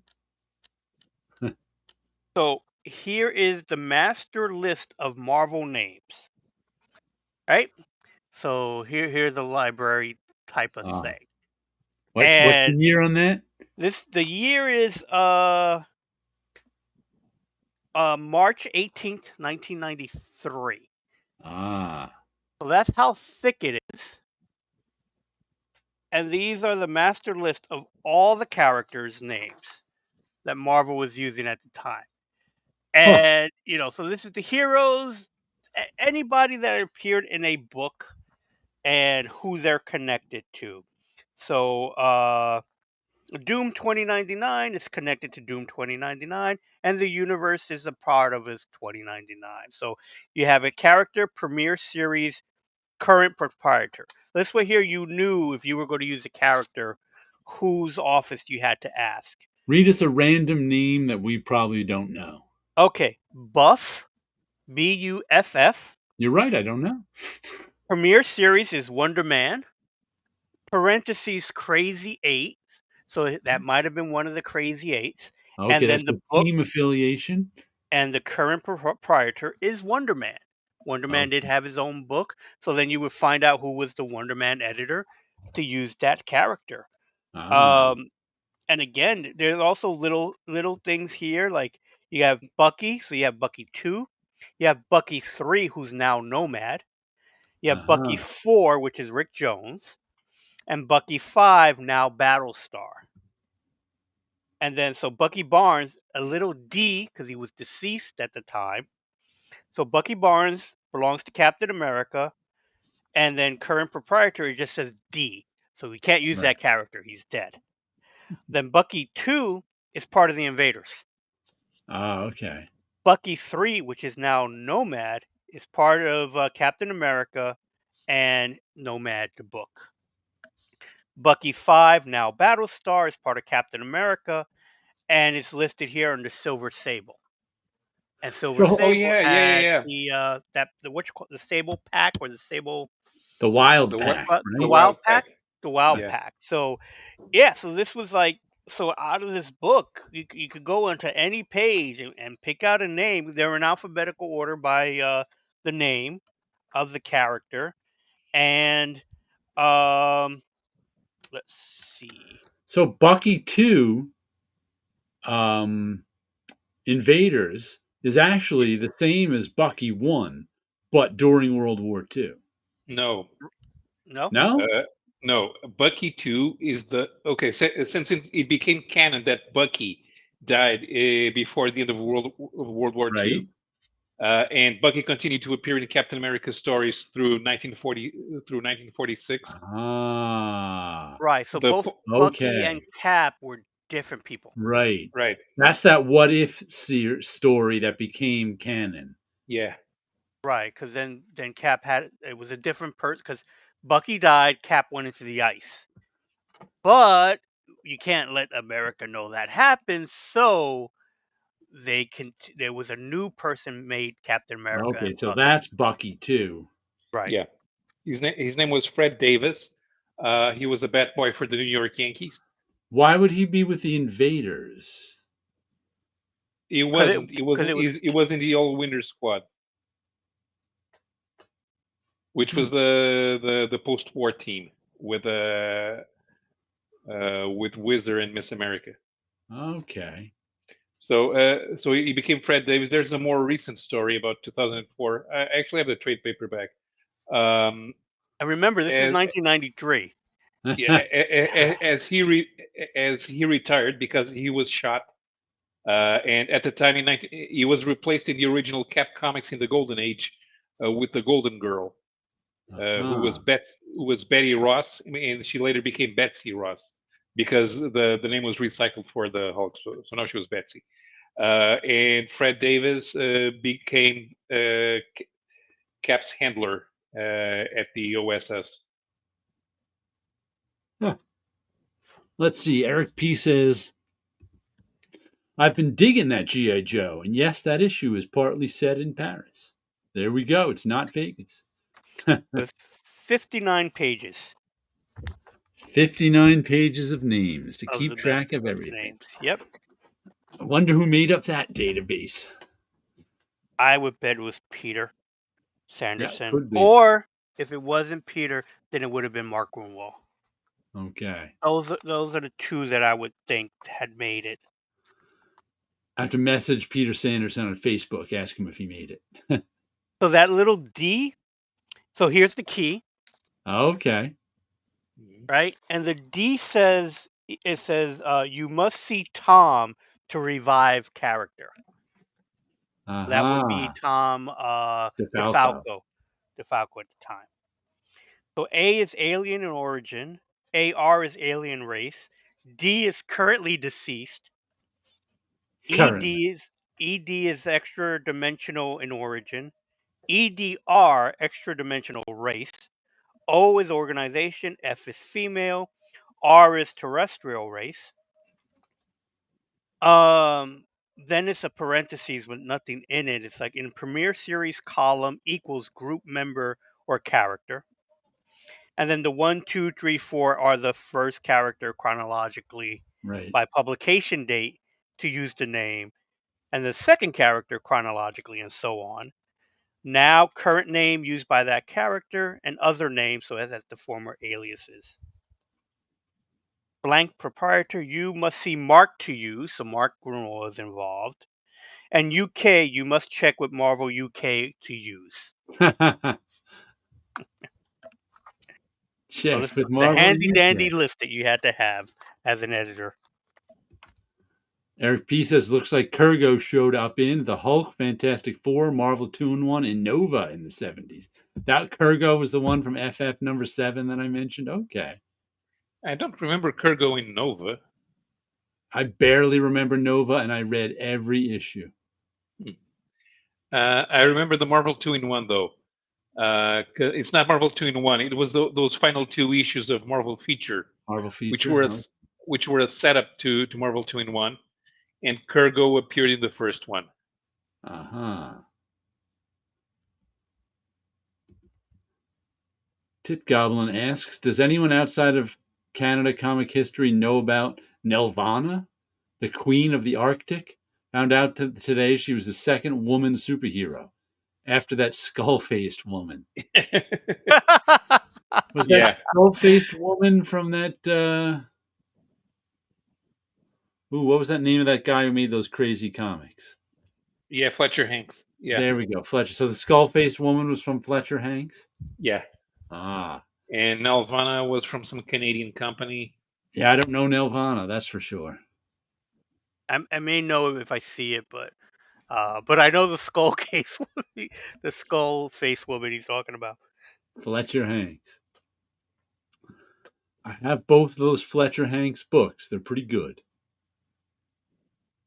And so for Kurgo, and here it's Alien, Premier Series Fantastic Four, and current proprietors Fantastic Four. There we That's go. all the information I would have on this. You want to use Kurgo, you got to find out who's editing the FF, and they'll let you know. And it's very likely that if you ask the FF editor at the time about Kurgo, I think it was Danny Fingeroth, you'd say, "Who?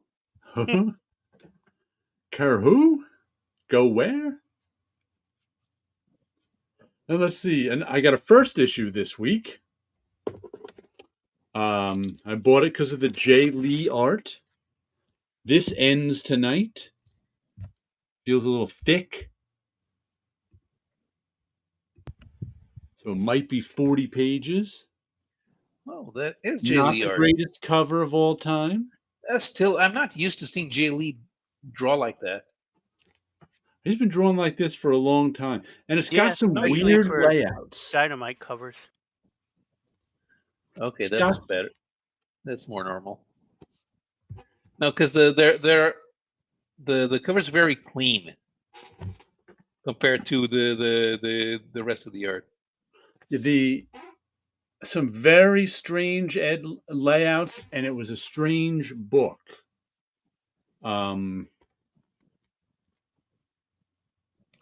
It's tough to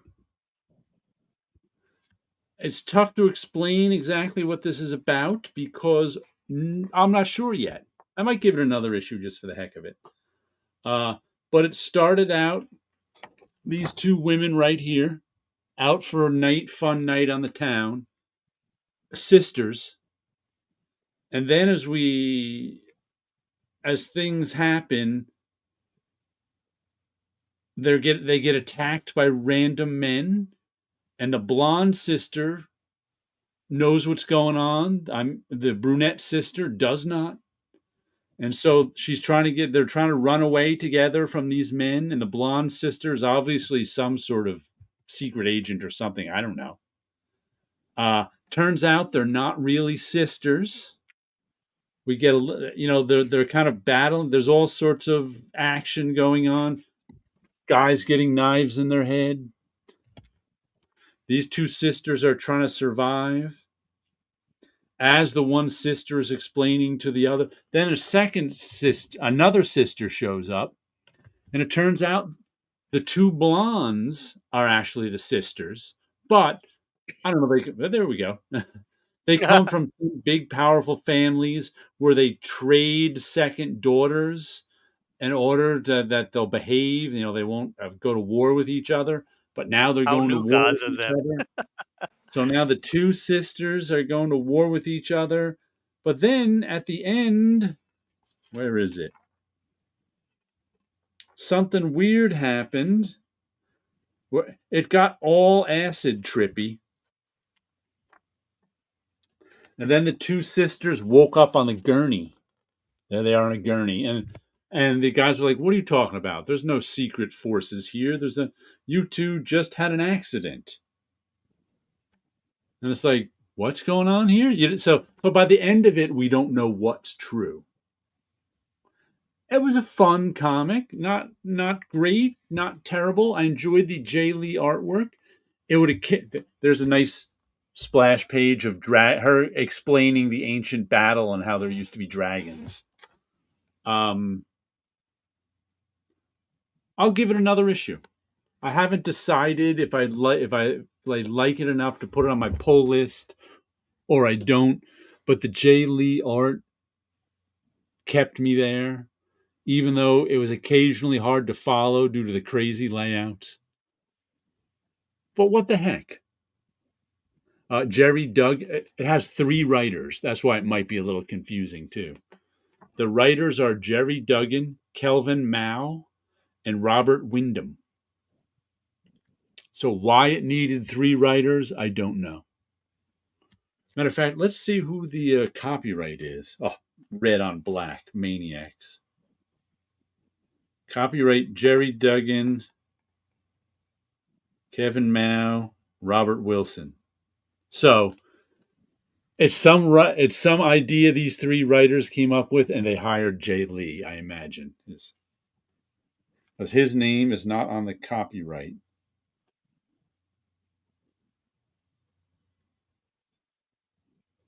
Image Comics logo designed by Rob Liefeld. I've never read that in the indicia before. Oh no, it's been there for years. Yeah? Yeah, quite some time. Well, you know what? I knew that he designed the logo. Right. That I did know. I have And a vague memory of hearing that. right. And I'm almost sure it's been in the books for Wonder a if it's while. in 'Cause I any remember. others. Let's see if it's in Spawn. There we go. Oh, God, it's even tinier. Spawn, first printing. Spawn and its logo, trademark Todd McFarlane. It is not in Spawn. Matter of fact, it mentions nothing about Image.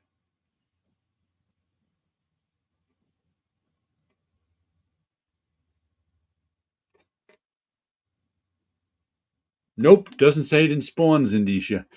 Oh, okay. What do Do you? I still have the book out?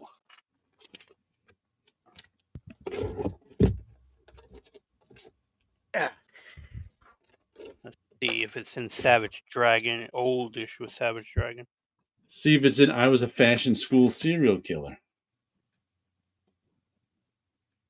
Yup, it's in here. Image Comics logo designed by Rob Liefeld.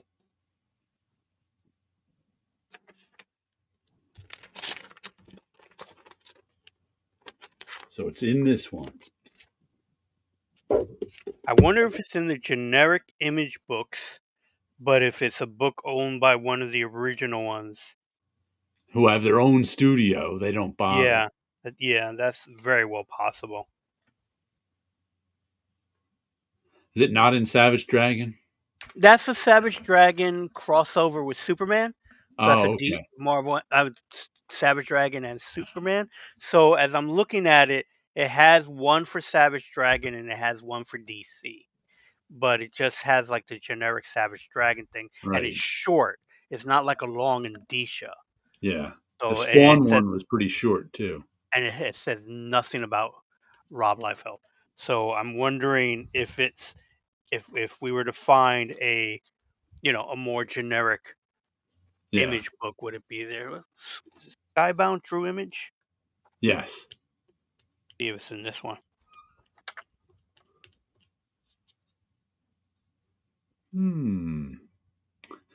On tonight's Fun with Indicia's show,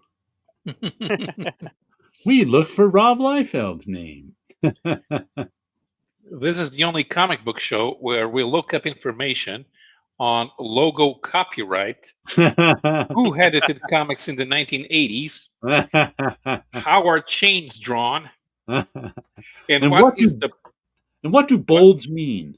Exactly. This is content you won't find anywhere else. So the G.I. Joe letterhead is so tiny. Oh, some of them are. It's like, oh my goodness! And everybody who can be credited is credited for the companies, because you have Skybound, you have Image, and you have Hasbro, and they all need to have their names in it. Got to get your name out there. But the Special Anastasia, acknowledgement to the pastry chef for the donuts. As long as you don't do what Titan book, they don't do it on this book. Titan book on their comics, they give their letterhead on like the splash page. I'm always like, ugh. This time at least they've got a nice design page with their letterhead on it. this one doesn't mention Rob at all. But I also want to say that I got this last week and showed it. But as I've said before, I read all my comics twice before I file them away. And this Patrick Zurcher Conan story was one of my favorites of last week. And I have to say, I liked it even better the second time around. It was just, well drawn, well written, good, solid Conan story. Probably the best Conan story I've read in a while. So glad to have gotten that issue. Nice. Patrick Zurcher getting better with age. Yeah, I must say. I enjoyed his, Solomon Kane story, but I liked that Conan story even better. Good stuff. What? Let's see, another Image book I got. Where'd it go? The Tin Can Society. Issue 7 of 9. Let's see if it says it in here. Looks like the generic one. Yep, Rob Liefeld designed. It's in here. This is the one that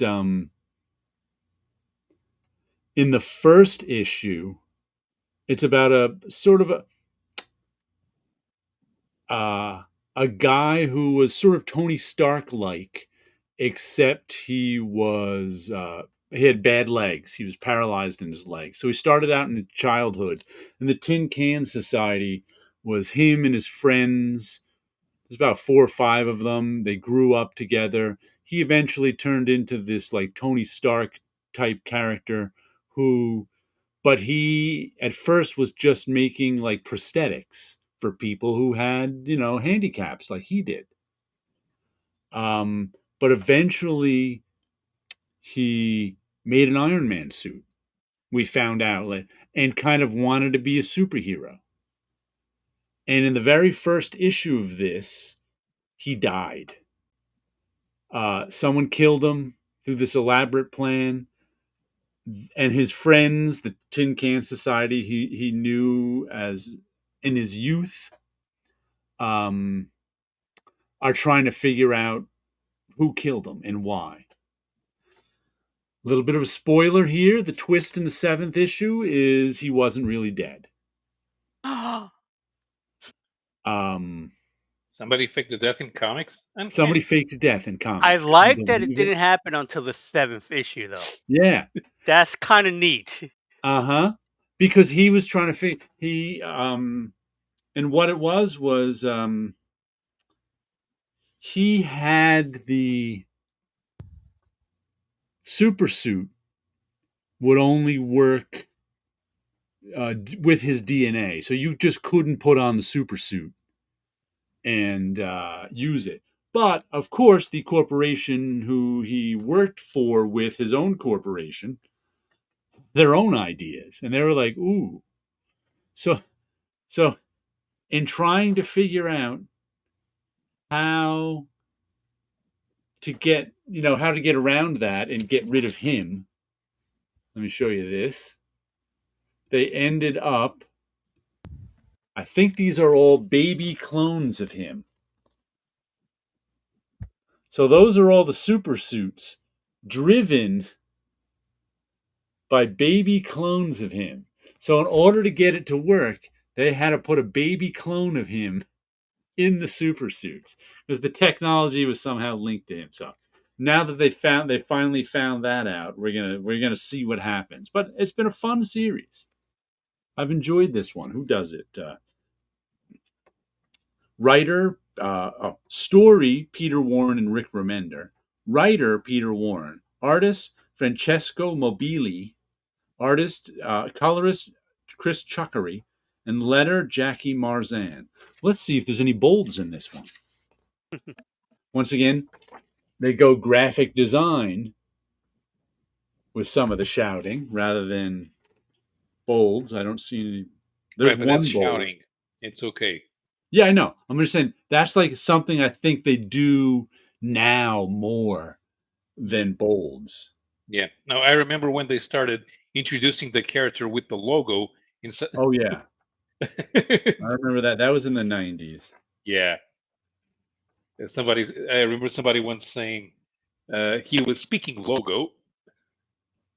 He was speaking logo. There's as Wilson pointed out, there's a name that's bolded. That's about it. Like you said, sometimes when they introduce a character, you bold their name. Yeah, it's like kind of like one of those things that I was taught. The first time the person says the character's name, you Right. bold it, and then a couple of pages in, if the character's name is said again, you don't need to bold it. So I think that there was maybe one or two bolds. It was even hard to tell in here. But I don't think there were many. But it's been a good series. 2 more issues of it left. The Tin Can Society, and it's Rick Remender, so it's giant generator image. Giant generator. Oh, and here's something Wilson, as I saw Wilson's TikTok. When did you pick up your comics? Wednesday? I picked it up on Thursday. Thursday, when you happened to be going to see Superman, right? You said? Yes, after I saw Superman, it was like, well, I'm in the city. I might as well pick up my books. But he didn't have time to look around, so he didn't get Battle Beast #3. Ah, I missed it. Look at that cover. Because it's Man. not on your pull list. No, it's not. Here, we'll show you a bunch of other covers, too, just for the heck of it. There's some more Battle Beast covers.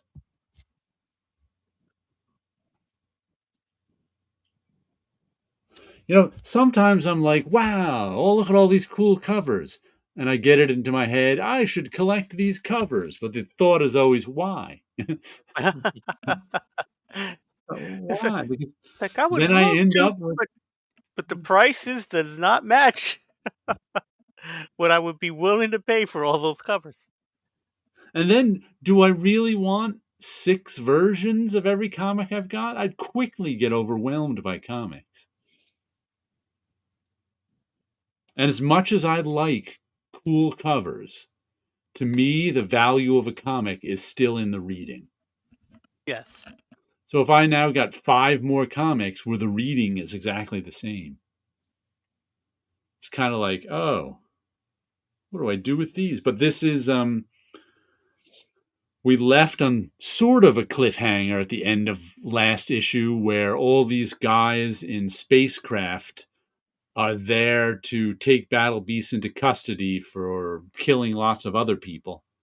I call it sort of a cliffhanger because Battle Beast is so strong that he just rips those spaceships apart by hand. Which is the whole point of this comic, to see Battle Beast rip things apart. Right.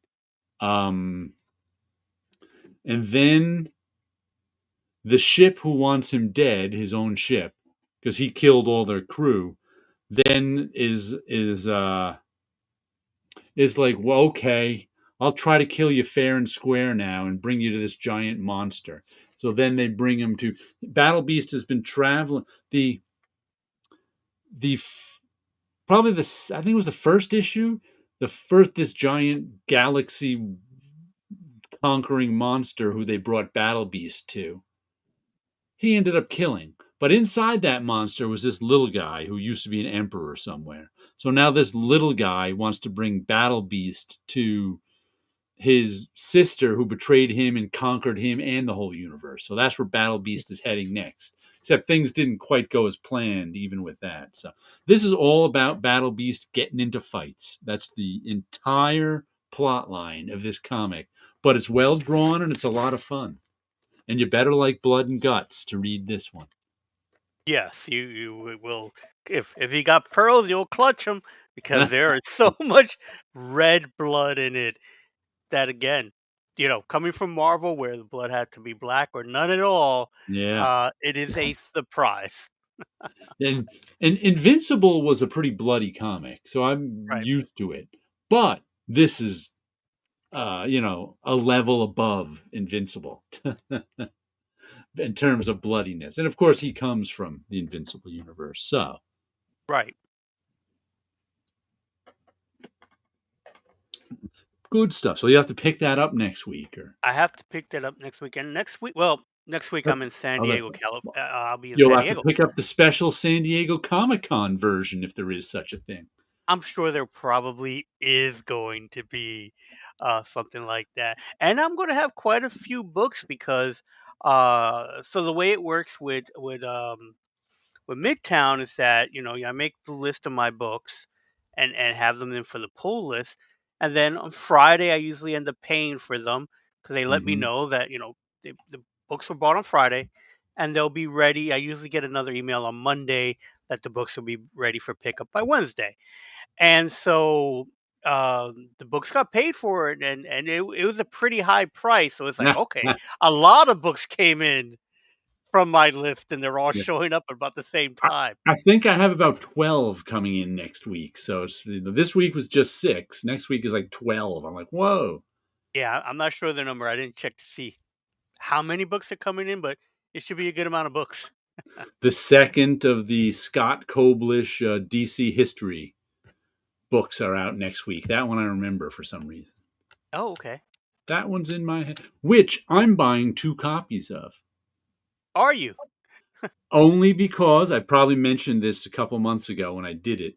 Scott's local shop is having sold, I might even still be able to get them, a package where I think it was $54, where you get all 4 issues signed by Scott and I think Mark Waid, who's writing it, plus a sketch by Scott. Oh, that's cool. So you put which character you want a sketch of. I put Wonder Woman, I think it was. So, but I'm not getting those, aren't mailed out until all 4 issues are out. So that's September. Right. So I was like, Okay. should I put that? I'm like, I may as well put this on my pull list too, just for the. Yeah, for the fun of it. Okay. Because like the $54 for a sketch is, cheap.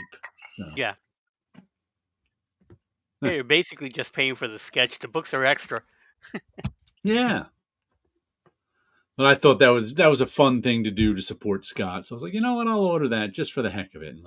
And I was also like, will I ever really get them? I've never bought from this shop before. And that was Right. made me go, I'll put on my pull list too. Why not? Let's see though. Actually, I want to ask Wilson, what plans do you have plans to buy anything at San Diego? I don't really have plans to buy anything. I've seen plenty of things that are there, Uh-huh. and but it's like you could easily walk away with just so many things um that I could like. So I'm taking it each day at a time, so to speak. Do you I have have money put aside for buying things? not as much as I would like. But a So little that's bit. so that's the good thing about it. It's like, Uh-huh. when you go when you're broke, you're not going to spend money. You're not going to be Yeah. wasting your money. And um, I was thinking about looking through my Amazing Spider-Man list to Uh-huh. see if I can all right, let me update that list to see what I may want to find. Um, it's been 15 years since I've been to San Diego, so I don't Right. even know how back issue comics might even be there and stuff like that, because it's more of it's more pop culture than anything else now. Right. So I may save comic book buying for like Terrific Con, which is more generically comic book based stuff. There Yeah, are because I'm. plenty of Godzilla stuff I can get. Yeah, Like that's what I was thinking. I was thinking it would be. today, and it was like I was keeping it calm, but today I saw that they do have a Super 7 is putting out a Godzilla from the 90s based on the Art Adams design from when Dark Horse was doing it, Ah, ah. and I saw that today, and I was like, "Oh, I wish I didn't see that." That. I have a list of stuff for my brother Mm-hmm. because Hasbro is doing a set of GI Joe figures. My brother has been buying the GI Joe figures. So in the cartoons, there was an episode where the Dreadnoughts created a band called Cold Slither. Mm-hmm. So Hasbro is releasing an album. They're supposed to have a live little show there as well. I thought that was neat. But they're also making action figures based on the band. There'll be the action figures, which are the Dreadnoughts, dress up as these almost Twisted Sister 80s ish kind of band members, very 80s looking, with the musical instruments and stuff like that, and selling those figures as Cold Slither as I think it's 5 character pack. So like that's something he's interested in, and those are like the only things that I knew that were like con exclusives that I may take a look at, maybe attempt to get it, but these exclusive stuff usually goes incredibly quickly. Luckily, lately, companies like Hasbro, well, after the con, will offer those figures. Right. Not all the time, but sometimes they do. So there's no particular exclusive that I'm running out there to get. There are a few things I'm slowly making a list of what I would be interested in. And also, it's like, yeah, 20 years ago, it was fine waiting online for a half an hour or whatever to get an exclusive. Now, I don't know if I want to do that type of thing. The main uh, the main jobs that I will be doing out there is that I'll be at a table with Committed Comics. Mhm. We'll be in the small press area, L something, and I had the Facebook link up so I could get these numbers, and I happen to move away from um, that link while I was talking. So every day I'll be at the Committed Comics booth or table to do like an hour or two signing. Uh, so I'm committed to that, so to speak. So it's L09 will be the table number, and it's in the small press area. The first night, Thursday night afternoon, I'll be doing a panel with Apex Comics Group. I'm the art director in that company, so we'll be talking about the projects that are coming up. There's something with a Greg Hildebrandt project. I think he did a cover for one of the books. This is work that I do with Mariano Nizieza, and um, they'll be announcing titles there. And I'm not too sure if Ron Friends and Tom DeFalco are going to be there, but they usually do projects with us. Um, so those are like the set things that I'll be doing, and the rest of the time is really going to be walking around and enjoying the show. The next thing I got to do is like look through what panels I want to attempt to go to. I know Gamal Hennessy, who's a lawyer that worked at Marvel for a while. He'll be doing a few panels about copyright laws in comics and stuff like that. So I was going to check that out. And those are the only things I kind of know I have in mind that I want to do. And then everything Mhm. else is kind of played a little bit by ear. And since I haven't been there in that amount of time, I do also have a list of publishers who I'm still in contact with, like Mad Cave is going to be there, and I Okay. already talked to Mike Martson to see if I'll go visit him and that. So Mad Cave and Paper Cuts. So I'll see probably an Mad editor Have that I'm just going to. hired another editor, I saw. Yes, and they also had some layoffs this week or a couple of weeks ago or so. So there's been, Mad Cave did? I think so. I I don't think they remember had seeing let that. go of a couple of people. There were some names that popped up of people that I don't know. So I don't Yeah. know if they're part, what group that they were a part of. So again, companies go through that, and then Dynamite Entertainment will be there. So I'll definitely visit that booth because I've done work for them. So there are plenty of publishers there that I'll run into, and then people that I used to work with at Marvel will definitely be there. Yeah. And there are artists that only ever lived in the West Coast. Most of the DC people that I haven't seen since they moved out there that I know that I'll run into. Speaking of people we used to work with at Marvel, Liz Lapoff says, "Have a good SDCC, Wilson." Thank you, Liz. I appreciate it. I plan to. I'm excited for it, and at the same time, it's like I don't know what else I'm going to be doing there. Because I think if I were to be going to San Diego Comic Con or any big con like that, it's like back issues would be like the furthest thing from my mind because Right. it's kind of, but that might not last as long as I think if I was going to be there for 3-4 days. Because back issues are so easy to find these days online that Right. maybe I'd be looking for other exclusive stuff that only can be found at the con. Yeah, I'm considering maybe art. Yeah. I still have some stuff that I bought in the '90s when it was, kind of easy to get artwork from artists. I got a Mickey Mouse image from Mike Royer, and Mm-hmm. I didn't pay all that much for it. The funny thing now is whatever pen that he used, you can hardly see the image anymore. Ah, It has faded. I still have the Bat and Lash image that was Archie and Punisher, which I think I showed you guys right. last week. So I was considering that, taking a trip to Artist Alley and see who might be selling small 8.5 by 11 sketches. I was considering that. Yeah, my friend Rob, who I meet at the comic shop every week, and he buys comics every week. He now goes to small cons around New Jersey where he lives, and he likes buying prints from artists. That's what he collects now. He's like, I'm not gonna. He's like, I don't need to buy comics at the little comic cons he goes. He likes to meet the artist and buy prints from them. Yeah. So that's what he's been doing for the last couple of years. So yeah, those are what I have in mind, and again, I think it's for networking, and like I said, it would be nice to just be out in California for a little while. I got all my work done, Mm-hmm. so it's like I hopefully should not have to worry You about got all your anything. work done this week.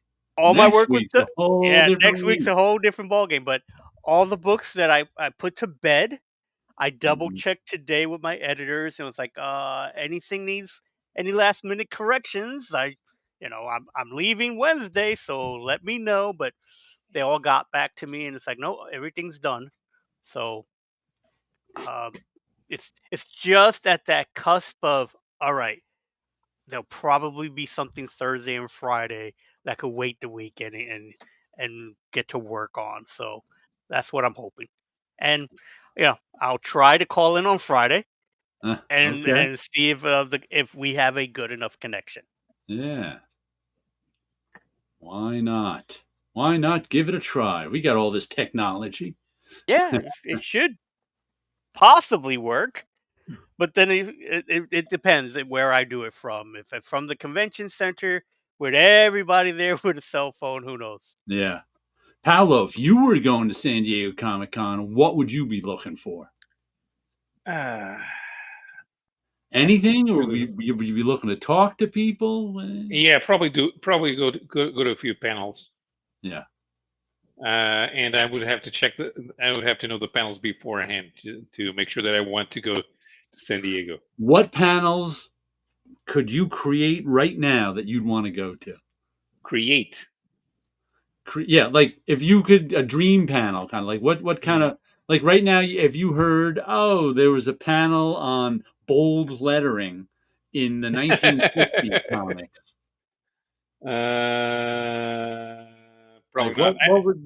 what would be an example of a type of panel you'd like to go to? And just an artist you like talking? Probably a writer or an editor. If it's about a line of comics, it would be more interesting because I want to learn about how all the things get scheduled Okay. and and, and Yeah, I how everything got connected. yeah. Some of the fun panels was when it would be a group of people like from the Silver Age. like the Silver Age bullpen had Oh panels in yeah. San Diego in the past and stuff like that, just to listen to the stories of that time period and what was going on in the bullpen type of thing. I always found fun. Morality in comics, where you poo Michael Fleischer, might not be high on my list.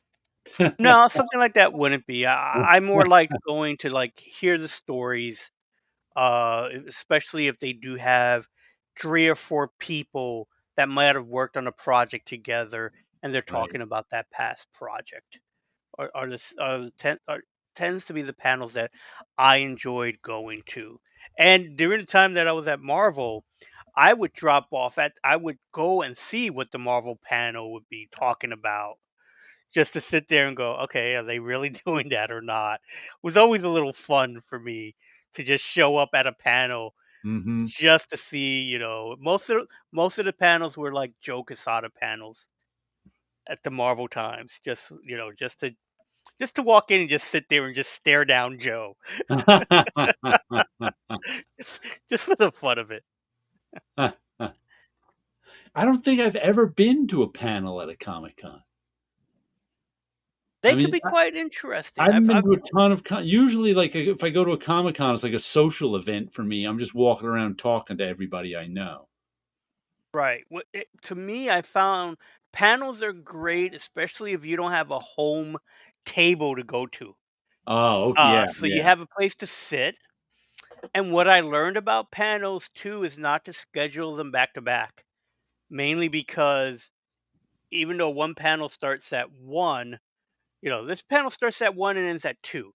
The next panel starts at 2, but there's that travel time between panels. Ah, Mhm. And so sometimes you might have to leave one panel early to get to yep. the other panel because it's the travel time.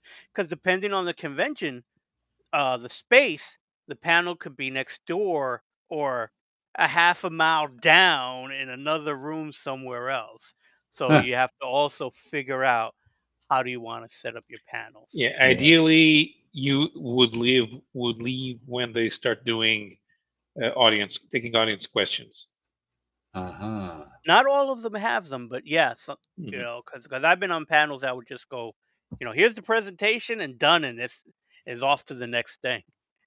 Well, even if it's very good speakers, it's always a good idea to get the audience involved. Yeah, Huh. Tit Goblin says, Wilson, do you have any real Sofubi? I'm sure you can get a $2,000 small batch Godzilla. I don't know what a Safubi is. Neither do I. I don't know if that's a typo or Tit Goblin's making up words on us. Huh. Eric P says, my San Diego Comic Con panels would be AIM agent cards, a history, 490s facial expressions that always work, too bold or not, web slingers or web swingers, and also how to read Rip and Slab. You do a And live those would re-rip be and some slab solid with. panels. We do sometimes like to explain the read, rip, and slab. Oh, yeah. That's No, true. oh, I want to read them all. No, Ah, you can't. Cannot. That's not the rules. Tit Goblin tells us monster toys from Japan that are handmade. That's what Oh, okay. Sofubi are. Okay. I have no Safubi yet. I do have the start of something. Originally, this was going to be a one of those arts and craft penguins made out of soda bottles.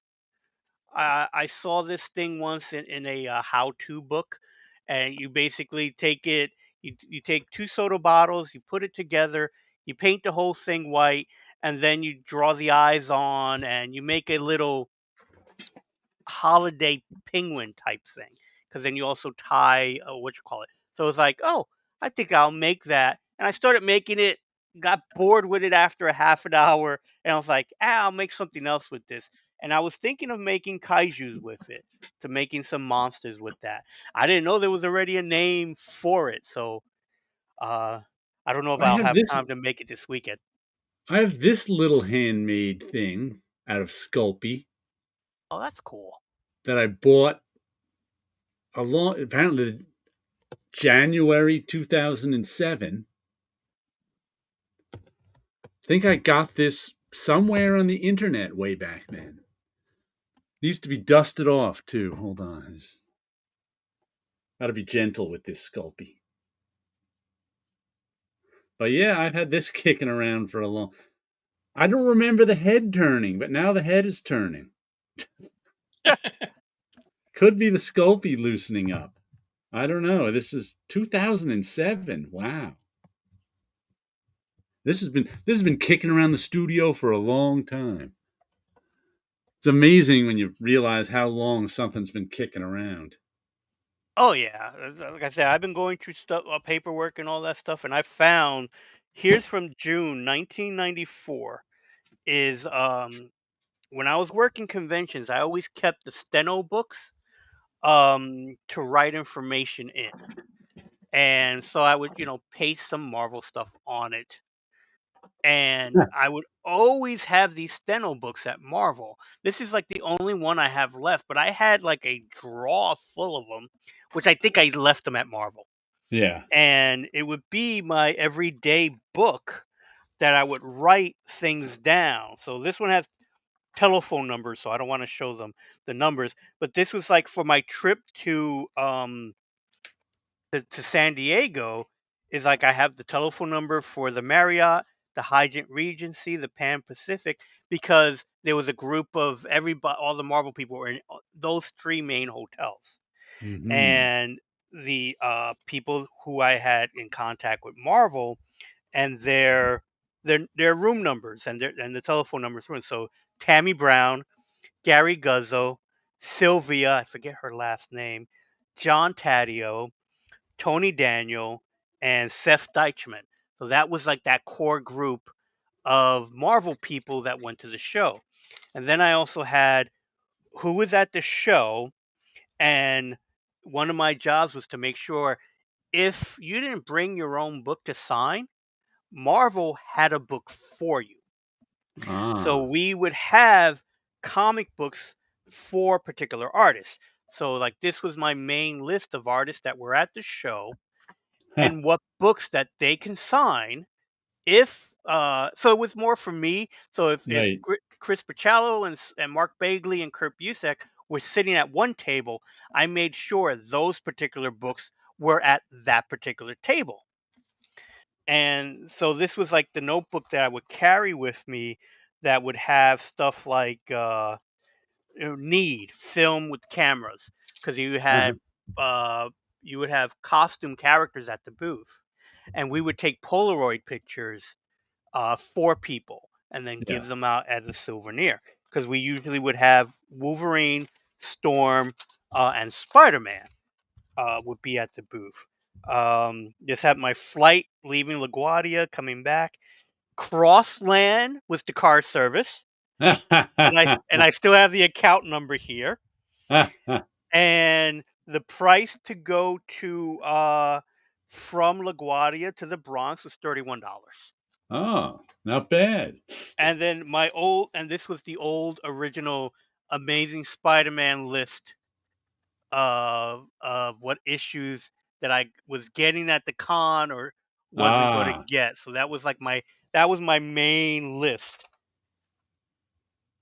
Things to do when I get back to New York City: send Overstreet. So the Overstreet guide, we probably had talked to them at the show. Send Mm-hmm. Overstreet the Hulk versus Gold posters. Hulk versus Gold. That's a weird name. The Hulk had a versus book, Hulk versus Venom. Uh-huh. So there was a gold edition, and I think Ah. we made posters. So we were to send to Overstreet a copy of that so they could print it in the book. Uh, and then there's a number, and it says George Perez and Frank Miller. So this was probably they were going to be at one of the booths, and the booth number was 1233. So Uh-huh. and that was it for this particular book. But I think this was my last book Right. as a convention for Marvel, because after '94 they let go of the conventions department, and then I started working art returns. So this was the Okay. last convention book. But All the other books I don't have because I used to fill those up, through the course of the weeks of what I was doing, what I had to gather, what I had to Right, get, those are things who did I have to call. you didn't even think about Yeah, back then, and leaving them behind was like, oh well, I don't yeah, need them anymore. right. So it was like I kept them in because once I moved into art returns, I just it was moving one office to another. There Right. was a month gap in between, but they was like so I kept the books there, Yeah, you leave and it's like stuff behind you don't need yeah, anymore. and didn't even need realize, and it's like, and that stuff was just taken and tossed out. Yeah. You So wish it's you like, had who it knows? now just I to look wish I through it, did just but to look through it. It was fun looking through this one, and there wasn't that many pages used up on this particular steno book because it was just this. This wasn't used, and this is the stuff that was used, and not yeah, to count what I probably tore out of it because right. this was also, you write somebody's number down here, contact me here, and stuff Yeah. like that. So it's like, and I know in one of these books, um, Stan Lee had a special pen he loved signing comic books with. Now, this is back when they were signing the books on the inside front covers. Okay. Most comic books at that time period, Or um, signed everyone under the was indicia. signing. Yeah, was signing on this part of the books. Yeah. And he had a pen that he loved using. He said it was the perfect pen for signing comic books in that spot because it moves so smoothly. And I cannot find a notebook that I Ah. had wrote that pen down because we made sure that we ordered that pen for Ah. Stan to use to sign at the Marvel booth. And it was like, Something this that is before it switched. lost to memory. Yep, exactly. And it's like, I know I've seen it, but within 15 years is when I last saw it. But it's like I Yeah. know I kept the card somewhere. Huh. Well, we should let Paolo get to bed now. Oh yeah. We'll be on his channel next week. Hmm. You guys have Maybe a we'll get good Wilson weekend. giving us a report from San Diego. I'll see what I can do. We'll give you some balloons